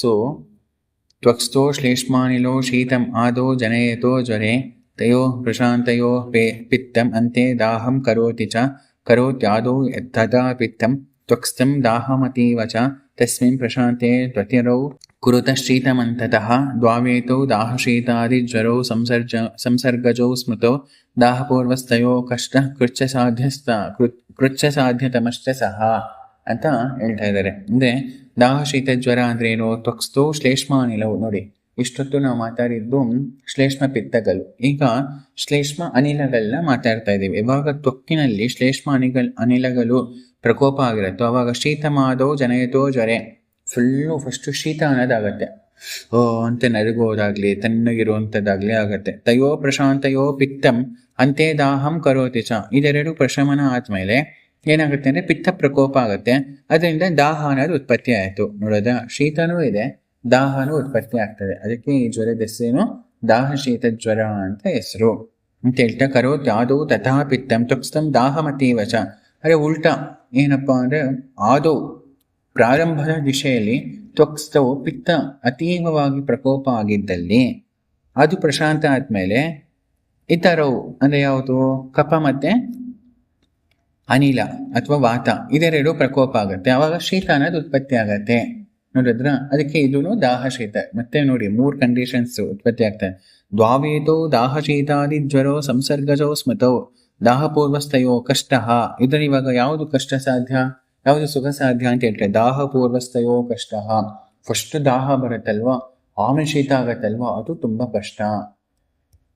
ಕೃಚ್ಛ ಸಾಧ್ಯ, ಆಮೇಲೆ ಕೃಚ್ಛ ಸಾಧ್ಯ ತಮಶ್ಚ ಸಹ, ಇದು ಕೃಚ್ಛ ಸಾಧ್ಯನೂ ಹೌದು. ಹಾಗೆ ನಾವು ನೋಡ್ತೀವಿ, ಚಳಿ ಬಂದು ಆಮೇಲೆ ಜ್ವರ ಬರುವಂತ ಚಳಿ ಜ್ವರ ಈಸಿಯಾಗಿ ಕ್ಯೂರ್ ಆಗತ್ತೆ. ಆದ್ರೆ ಇದು ಉಲ್ಟಾ ಕಂಡೀಷನ್ ಅಲ್ವಾ, ಫುಲ್ ಭಗ ಅಂತ ಕುದೀತಾ ಇರ್ತಾನೆ, ಆಮೇಲೆ ಚಳಿ ಸ್ಟಾರ್ಟ್ ಆಗೋಯ್ತು ಅಂದ್ರೆ ಚಳಿನೇ ಇರ್ಲಿಲ್ಲ ಮುಂಚೆ, ಜ್ವರ ಮಾತ್ರ ಇತ್ತು, ಇವಾಗ ಚಳಿನೂ ಸ್ಟಾರ್ಟ್ ಆಗಿದೆ. ಈಗ ಧಾತುಗತ ಜ್ವರಗಳನ್ನ ಮಾತಾಡ್ತಾರೆ. ರಸಾದಿ ಗತ ಜ್ವರ ಲಕ್ಷಣಗಳು. ಗುರುತ ಹೃದಯೋತ್ಕ್ಲೇಶ ಸದನಂ ಛರ್ದ್ಯರೋಚಕೋ ರಸಸ್ಥೇಟು ಜ್ವರೇ ಲಿಂಗಂ ದೈನ್ಯಂ ಸಾಸ್ಯೋಪಜಾಯತೆ ಅಂತ ಹೇಳ್ತಾ ಇದ್ದಾರೆ. ಅಂದ್ರೆ ರಸಧಾತುವಿನಲ್ಲಿ ವಿಶೇಷವಾಗಿ ಈ ಊಷ್ಮಾನದು ಸ್ಥಾನ ಸಂಶಯ ತೆಗೆದುಕೊಂಡಲ್ಲಿ ಅವನಿಗೆ ಗುರುತ ಇರುತ್ತೆ, ಹೃದಯೋತ್ಕ್ಲೇಶ ಇರುತ್ತೆ, ಆಯ್ತಾ. ಅಂದ್ರೆ ವಾಂತಿ, ಹೃದಯೋತ್ಕ್ಲೇಶ ಅಂದ್ರೆ ವಾಂತಿ ಆಗುವಂತಹ ಭಾವನೆ. ಛರ್ದ್ಯರೋಚಕೋ ಮತ್ತೆ ವಾಂತಿನೂ ಇರುತ್ತೆ. ಅರೋಚಕ ಇದು ರಸಸ್ಥೆ ಜ್ವರೇ ಲಿಂಗಂ ದೈನ್ಯಂ ಚಾಸೋಪಜಾಯತೆ, ಮತ್ತೆ ದೈನ್ಯವಾಗಿರ್ತಾನೆ, ಏನೂ ಬೇಡ, ದೀನಾವಸ್ಥೆ. ನೆಕ್ಸ್ಟ್ ರಕ್ತದಲ್ಲಿ ಆಶ್ರಯ ಪಡೆದಿದ್ದಲ್ಲಿ ದೋಷಗಳು, ಜ್ವರ ಉತ್ಪತ್ತಿ ಆದರೆ ಅದು ರಕ್ತಗತ ಜ್ವರ. ರಕ್ತನಿಷ್ಠೀವನಂ ದಾಹೋ, ಫುಲ್ಲು ವಾಂತಿ ಮಾಡ್ತಾ ಇರ್ತಾನೆ, ರಕ್ತನ ದಾಹೋ ಫುಲ್ಲು ಉರಿ ಇರುತ್ತೆ. ಮೋಹಶ್ಚರ್ಧನ ವಿಭ್ರಮವು, ಫುಲ್ ಮೋಹ ಇರುತ್ತೆ, ವಾಂತಿನೂ ಇರುತ್ತೆ, ವಿಭ್ರಮ. ಪ್ರಲಾಪ ಪಿಡಕ ತೃಷ್ಣ, ಪಿಡಕಗಳು ಉತ್ಪತ್ತಿ ಆಗತ್ತೆ, ತುಂಬಾ ಬಾಯಾರಿಕೆ ಇರುತ್ತೆ. ರಕ್ತ ಪ್ರಾಪ್ತಿ ಜ್ವರೇಂದ್ರುಣ ಅಂತ ಹೇಳ್ತಾ ಇರುವಂಥದ್ದು, ಆಯ್ತಾ.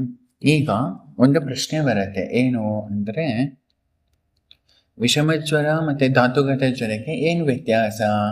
ಅಲ್ಲೂ ಧಾತುಗಳ ಆಧಾರದ ಮೇಲೆ ಅಲ್ವಾ ಹೇಳಿರುವಂಥದ್ದು ಅಂದ್ರೆ ಹೌದು, ಅಲ್ಲಿ ಧಾತುಗಳ ಆಧಾರದ ಮೇಲೆ ಮಾತ್ರನೇ ಹೇಳಿಲ್ಲ ಅನ್ನೋದು ನಾವು ಅರ್ಥ ಮಾಡ್ಕೊಳ್ಬೇಕು. ಇಲ್ಲಿ ಧಾತುಗತ ಜ್ವರ ಅನ್ನೋದು ಕೇವಲ ಧಾತುಗತ ಮೇಲೆ ಮಾತಾಡಿರುವಂಥದ್ದು. ಆದರೆ ವಿಷಮ ಅನ್ನೋದ್ರಲ್ಲಿ ಅಲ್ಲಿ ಧಾತುಗಳು ಅನ್ನೋದು ಒಂದು ಕ್ರೈಟೀರಿಯಾ ಆಯಿತು ಅಂದರೆ ಇನ್ನೊಂದು ಕ್ರೈಟೀರಿಯಾ ಬಂದ್ಬಿಟ್ಟು ಕಾಲ, ಅಂದರೆ ಎಷ್ಟು ದಿನಗಳ ಆಧಾರದ ಮೇಲೆ ಅಂತ ಹೇಳಿರುವಂಥದ್ದಲ್ವಾ. ಬರೀ ಕಾಲದ ಮೇಲೆ ಅಷ್ಟೇನಾ ಅಂದರೆ ಮತ್ತೆ ಸ್ಥಾನ, ಅಂದರೆ ಸ್ಥಾನ ಅಂದರೆ ಇಲ್ಲಿ ಶರೀರ ದೇಶದ ಆಧಾರದ ಮೇಲೂ ಹೇಳಿರುವಂಥದ್ದು. ಏನು ಜಂಘಾನ, ತ್ರಿಕಾನ, ಶಿರಸ್ಸ, ಪೃಷ್ಠಾನ ಅನ್ನೋ ಪ್ರಶ್ನೆಗಳೆಲ್ಲನೂ ಬರುತ್ತೆ ಅಲ್ವಾ. ಅದಕ್ಕೆ ವಿಷಮ ಅಂದರೆ ಆರಂಭ ಕಾಲಕ್ಕೆ ಪ್ರಾಶಸ್ತ್ಯ ಕೊಟ್ಟಿರುವಂಥದ್ದು. ಮತ್ತೆ ಎರಡನೇದು ಧಾತುಗಳ ಆಧಾರದ ಮೇಲೂ ನೀಡಿರುವಂಥದ್ದು. ಆದರೆ ಈ ಧಾತುಗತ ಜ್ವರ ಅನ್ನೋದು ಕೇವಲ ಧಾತುಗಳ ಆಧಾರದ ಮೇಲೇನೆ ಹೇಳಿರುವಂಥದ್ದು. ಧಾತುಗತ ಪ್ರದೋಷದ ದೃಷ್ಟಿ ಲಕ್ಷಣಗಳೆಲ್ಲನೂ ಈ ಜ್ವರದಲ್ಲಿ ನಮಗೆ ಕಂಡು ಬರುತ್ತೆ ಅಂತ ಹೇಳ್ತಾ ಇದ್ದಾರೆ. ಈಗ ಮಾಂಸಗತ ಜ್ವರಕ್ಕೆ ಲಕ್ಷಣಗಳನ್ನ ನಾವು ನೋಡಿದ್ರೆ ಪಿಂಡಿಕೋದ್ವೇಷ್ಟನಂ ತೃಷ್ಣ ಸೃಷ್ಟಮೂತ್ರ ಪುರೀಷತ ಊಷ್ಮಾಂತರ್ದಾಹ ವಿಕ್ಷೇಪು ಗ್ಲಾನಿಸ್ಯಾನ್ ಮಾಂಸಕ್ಕೆ ಜ್ವರೇ ಅಂತ ಹೇಳ್ತಾ ಇದ್ದಾರೆ. ಪಿಂಡಿಕೋದ್ವೇಷ್ಟನಂ ಅನ್ನೋದು ಆಗತ್ತೆ. ಸೊ ಪಿಂಡಿಕೋದ್ವೇಷ್ಟನಂ ಅನ್ನೋದು ಮಾಂಸಜ ಜ್ವರದ್ದು ಅಥವಾ ಮಾಂಸಗತ ಜ್ವರದ್ದು ಲಕ್ಷಣ. ತೃಷ್ಣ, ತೀವ್ರವಾಗಿ ಬಾಯಾರಿಕೆ ಇರುತ್ತೆ. ಸೃಷ್ಟ ಮೂತ್ರ ಪುರೀಷತ, ತುಂಬಾ ಮೂತ್ರ ಪುರುಷಗಳನ್ನ ವಿಸರ್ಜನೆ ಮಾಡ್ತಾ ಇರ್ತಾನೆ. ಊಷ್ಮಾಂತರ್ದಾಹೋ, ಮತ್ತೆ ಮೇಲೆ ದಾಹ ಕಾಣಿಸೋದಿಲ್ಲ, ಊಷ್ಮ ಅಂತರ್ದಾಹೋ ಅಂತ ಹೇಳ್ತಾ ಇದ್ದಾರೆ. ಒಳಗಡೆ ಬಿಸಿ ಬಿಸಿ ಅಂತ ತುಂಬಾ ಅವನಿಗೆ ಭಾವನೆ ಇರತ್ತೆ ಅಂತ ಹೇಳ್ತಾ. ಗ್ಲಾನಿಹಿ, ತುಂಬಾ ಸುಸ್ತಿರತ್ತೆ, ಇದು ಮಾಂಸಗತ ಜ್ವರದ್ದು ಲಕ್ಷಣ ಅಂತ ಹೇಳ್ತಾ. ಮೇಧೋಗತ ಜ್ವರದ್ದೇನು? ಭೃಶಂ ಸ್ವೇದಸ್ತೃಷಾ ಮೂರ್ಛ ಪ್ರಲಾಪಶ್ಚರ್ದಿರೇವ ಚ ದೌರ್ಗಂಧ್ಯಾರೋಚಕೋ ಗ್ಲಾನಿರ್ ಮೇಧಸ್ಥೆ ಚ ಅಸಹಿಷ್ಣುತ ಅಂತ ಹೇಳ್ತಾ ಇದ್ದಾರೆ. ಮೇಧೋಧಾತುವಿನಲ್ಲಿ ಸ್ಥ ಆಶ್ರಯ ತೆಗೆದುಕೊಂಡಲ್ಲಿ ದೌರ್ಗಂಧ್ಯಂ, ತುಂಬಾ ದೌರ್ಗಂಧ್ಯ ಇರತ್ತೆ. ಸ್ವೇದಂ, ಭೃಶಂ ಸ್ವೇದ, ತುಂಬಾ ಬೆವರು ಉತ್ಪತ್ತಿ ಆಗತ್ತೆ. ತೃಷಾ ಅಂದ್ರೆ ತೃಷ್ಣ ಇರತ್ತೆ. ಮೂರ್ಛ, ತಲೆ ಸುತ್ತು ಅನ್ನೋದಿರತ್ತೆ. ಪ್ರಲಾಪ, ಏನೇನೋ ಮಾತಾಡ್ತಾನೆ. ಛರ್ದಿರೇವಚ, ಅದ್ರ ಜೊತೆ ವಾಂತಿನೂ ಇರತ್ತೆ ಅಂತ ಹೇಳ್ತಾ. ಇಲ್ಲೂ ಗ್ಲಾನಿ, ಸುಸ್ತು ಅನ್ನೋದಿರತ್ತೆ. ಸೊ ಗ್ಲಾನಿ ಅನ್ನೋದು ಮಾಂಸಗತ ಜ್ವರದಲ್ಲೂ ಇದೆ, ಮತ್ತೆ ಮೇಧೋಗತ ಜ್ವರದಲ್ಲೂ ಇರುವಂಥದ್ದು. ಅರೋಚಕ ಅನ್ನೋದು ರಸಧಾತುಗತ ಜ್ವರದಲ್ಲೂ ಇದ್ದು, ಈಗ ಇಲ್ಲಿ ಮೇಧೋಧಾತುಗತ ಜ್ವರದಲ್ಲೂ ಅರೋಚಕ ಅನ್ನೋದು ಇದೆ.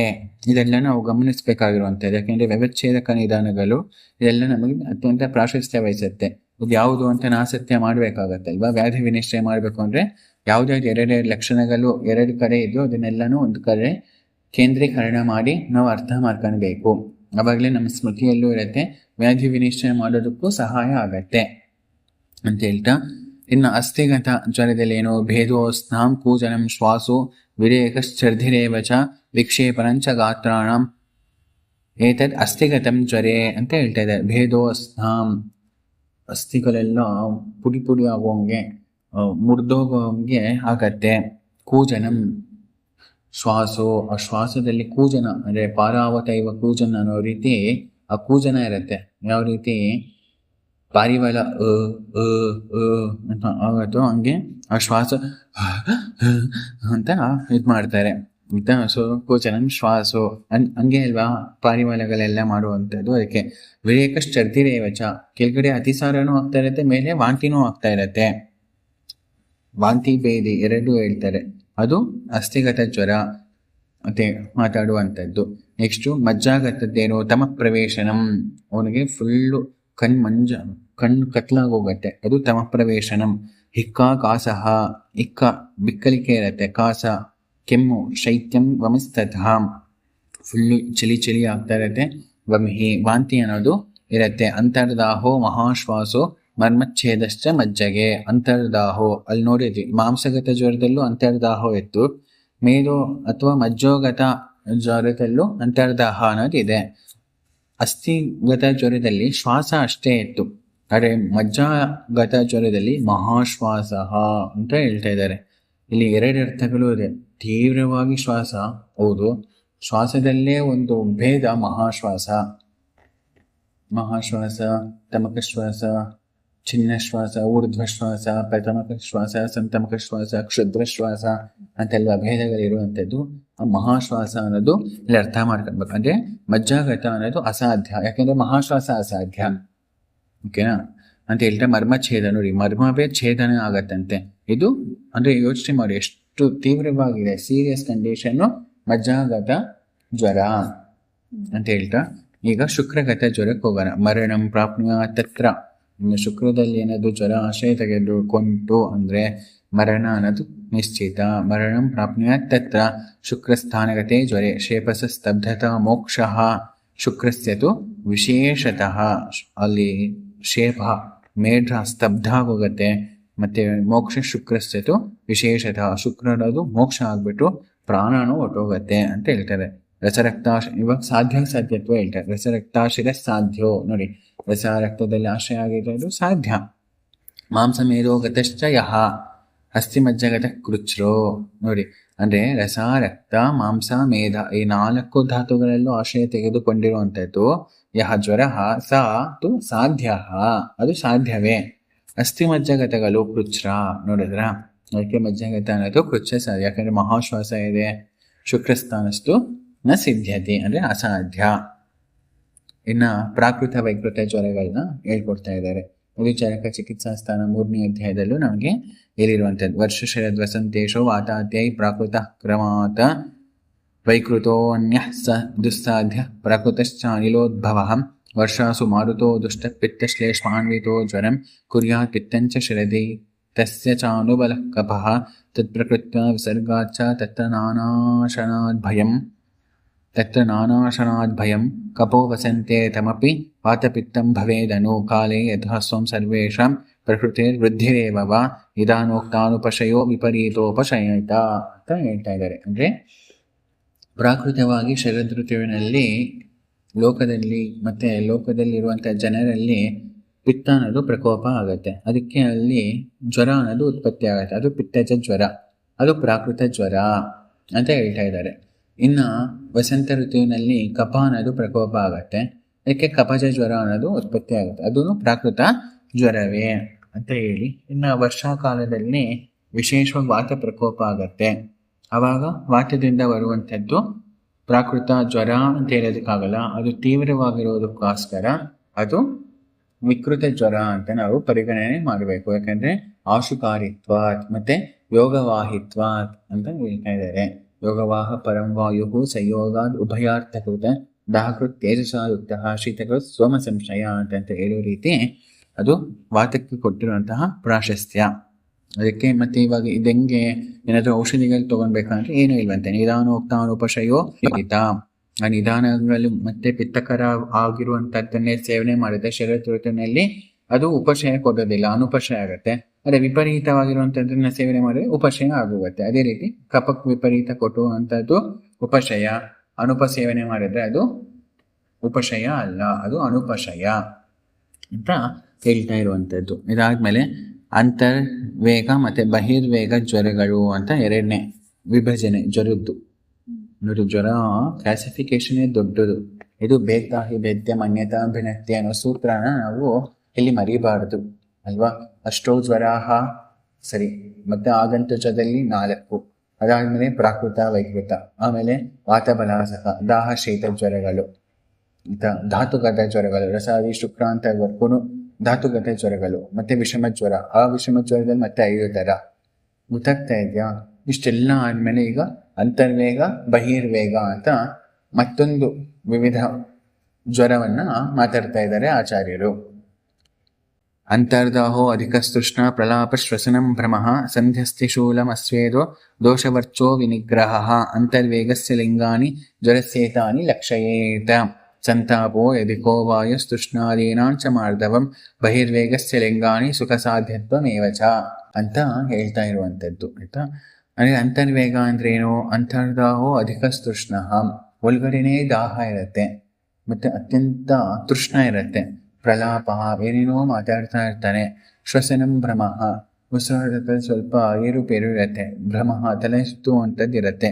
ಸಂಧ್ಯಸ್ತಿ ಶೂಲಂ, ತುಂಬ ಮೂಲೆ ಮತ್ತು ಸಂಧಿಗಳು ನೋವ್ತಾ ಇರುತ್ತೆ.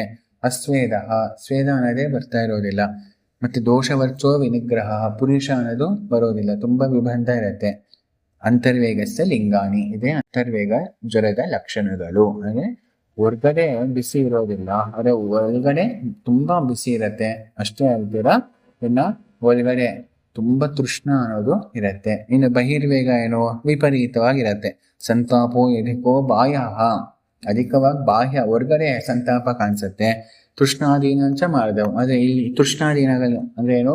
ಮೇಲೆ ಅಂತರ್ವೇಗದಲ್ಲಿ ಹೇಳಿರುವಂತಹ ತೃಷ್ಣ, ಪ್ರಲಾಪ, ಶ್ವಸನ, ಭ್ರಮ, ಸಂತಸ್ತಿ ಶೂಲ, ಅಸ್ವೇದ, ದೋಷವರ್ಚ ವಿನಿಗ್ರಹಗಳು ಅನ್ನೋದು ಇರೋದೇ ಇಲ್ಲ ಅಂತಲ್ಲ, ಅದು ಸ್ವಲ್ಪ ಇರತ್ತೆ. ಅದಕ್ಕೆ ತೃಷ್ಣಾದೀನಾಂಚ ಮಾರ್ಧವಂ, ಇದು ಬಹಿರ್ವೇಗಸ್ಯ ಲಿಂಗಾನಿ ಸುಖ ಸಾಧ್ಯತ್ವ ಮೇವಚ, ಇದು ಸುಖ ಸಾಧ್ಯ. ಅಂತರ್ಜ್ವರ ಅನ್ನೋದು ತುಂಬಾ ಕಷ್ಟ. ಅದು ಅಂದ್ರೆ ಕಷ್ಟ ಅಂದ್ರೆ ಬಹಿರ್ವೇಗಕ್ಕಿಂತನೂ ತುಂಬಾ ಕಷ್ಟನೇ ಅನ್ನೋದು ಅರ್ಥ ಮಾಡ್ಕೊಳ್ಬೇಕಾಗಿರುವಂತ ಅಂಶ. ಇಷ್ಟೆಲ್ಲ ಆದ್ಮೇಲೆ ನೆಕ್ಸ್ಟ್ ಆಮಜ್ವರ. ನೋಡಿ ಎಷ್ಟೆಷ್ಟು ಜ್ವರಗಳಿದೆ. ಆಮಜ್ವರ ಅಂತ ಮಾತಾಡ್ತಾ ಏನ್ ಹೇಳ್ತಾರೆ ಅಂದ್ರೆ ಲಾಲಾ ಪ್ರಸೇಕೋರುಲ್ಲಾಸ ಹೃದಯ ಶುದ್ಧರೋಚಕಾಹ ತಂದ್ರಾಲಸ್ಯ ವಿಪಾಕಾಸ್ಯ ವೈರಸ್ಯಂ ಗುರುಗಾತ್ರತ ಕ್ಷುನ್ನಾಶೋ ಬಹುಮೂತ್ರತ್ವಂ ಸ್ತಬ್ಧತಾ ಬಲವಾನ್ ಜ್ವರಃ ಆಮಜ್ವರಸ್ಯ ಲಿಂಗಾನಿ ನ ದದ್ಯಾ ತತ್ರ ಭೇಷಜಂ ಯಾಮದೋಷಸ್ಯ ಭೂಯೋ ಜ್ವಲಯತಿ ಜ್ವರಂ ಅಂತ ಹೇಳ್ತಾ ಇದ್ದಾರೆ.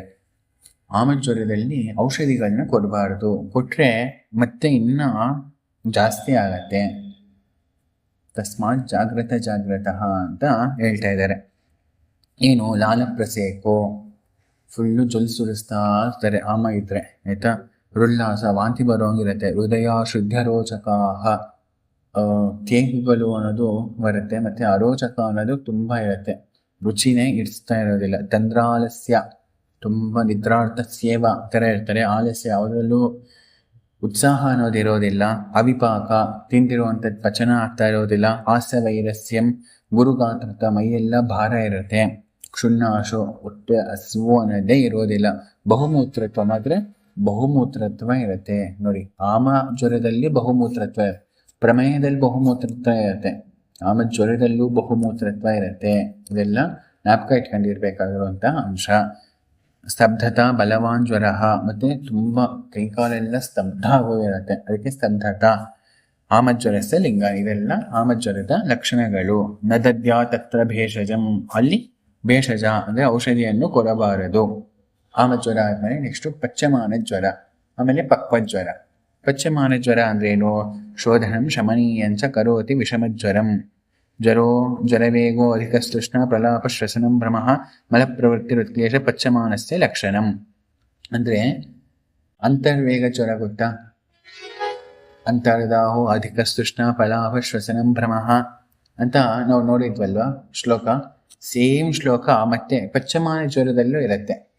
ಜ್ವರವೇಗೋ ಅಧಿಕ ಸ್ತೃಷ್ಣ ಪ್ರಲಾಪ ಶ್ವಸನಂ ಭ್ರಮಃ ನೋಡಿದ್ರ. ಮತ್ತೆ ಮಲಪ್ರವೃತ್ತಿ ಉತ್ಕ್ಲೇಶ, ಅಲ್ಲಿ ಆಮಜ್ವರದಲ್ಲಿ ದೋಷ ವರ್ಚೋ ವಿನಿಗ್ರಹ ಆಗಿತ್ತು. ಇಲ್ಲಿ ಆ ಮಲಪ್ರವೃತ್ತಿ ಅನ್ನೋದು ಆಗತ್ತೆ ಈಗ. ಮತ್ತೆ ಉತ್ಕ್ಲೇಶ ಆಗಿರುತ್ತೆ. ಪಚ್ಚಮಾನಸ್ಯ ಲಕ್ಷಣ. ಪಚ್ಚಮಾನ ಜ್ವರ ಲಕ್ಷಣ ಅಂದ್ರೇನು? ಆಮಜ್ವರ ಲಕ್ಷಣಗಳಲ್ಲಿ ನಾವು ನೋಡಿದ್ಮೇಲೆ ಅಂದ್ರೆ ಆಮ ಪರಿಪೂರ್ಣವಾಗಿ ತುಂಬಿಕೊಂಡಿದೆ ಅಂದ್ರೆ ಅವಾಗ ಏನು ಜ್ವರ ಬರುತ್ತೋ ಆ ಜ್ವರ ಅವಸ್ಥೆಯಲ್ಲಿ ಏನೇನು ಲಕ್ಷಣಗಳು ವ್ಯಕ್ತ ಆಗುತ್ತೋ ಅದನ್ನ ತಿಳಿಸ್ಕೊಟ್ಟಿದ್ದಾರೆ. ಈ ಆಮ ಅನ್ನೋದೀಗ ಪಚನ ಅದಕ್ಕೆ ಪ್ರಾರಂಭ ಆಯಿತು. ಅವಾಗ ಏನೇನು ಲಕ್ಷಣಗಳು ವೇರಿ ಆಗತ್ತಲ್ವಾ, ಅದು ಆಗತ್ಯ ಅಲ್ವಾ, ಇದು ಸಂಪ್ರಾಪ್ತಿ ಅಲ್ವಾ. ಅದಕ್ಕೋಸ್ಕರ ಇವಾಗ ಆ ಲಕ್ಷಣಗಳನ್ನ ತಿಳಿಸ್ಕೊಡ್ತಾ ಹೋಗ್ತಾ ಇದ್ದಾರೆ. ಏನು? ಜ್ವರ ವೇಗೋ ಅಧಿಕ ತೃಷ್ಣ. ಇಲ್ಲಿ ವೇಗ ಅನ್ನೋದು ಇರುತ್ತೆ, ಮತ್ತೆ ತೃಷ್ಣ ಅನ್ನೋದು ಜಾಸ್ತಿ ಇರುತ್ತೆ. ಪ್ರಲಾಪ ಶ್ವಸನಂ ಭ್ರಮಃ, ಮಲಪ್ರವೃತ್ತಿ ಪ್ರಾರಂಭ ಆಗುತ್ತೆ. ಅಲ್ಲಿ ದೋಷ ವರ್ಚ ಇತ್ತು, ಇಲ್ಲಿ ಮಲಪ್ರವೃತ್ತಿ ಅನ್ನೋದು ಪ್ರಾರಂಭ ಆಗುತ್ತೆ. ಯಾಕೆ? ಪಚನ ಅನ್ನೋದು ಪ್ರಾರಂಭ ಆಗಿದೆ, ಅದಕ್ಕೋಸ್ಕರ.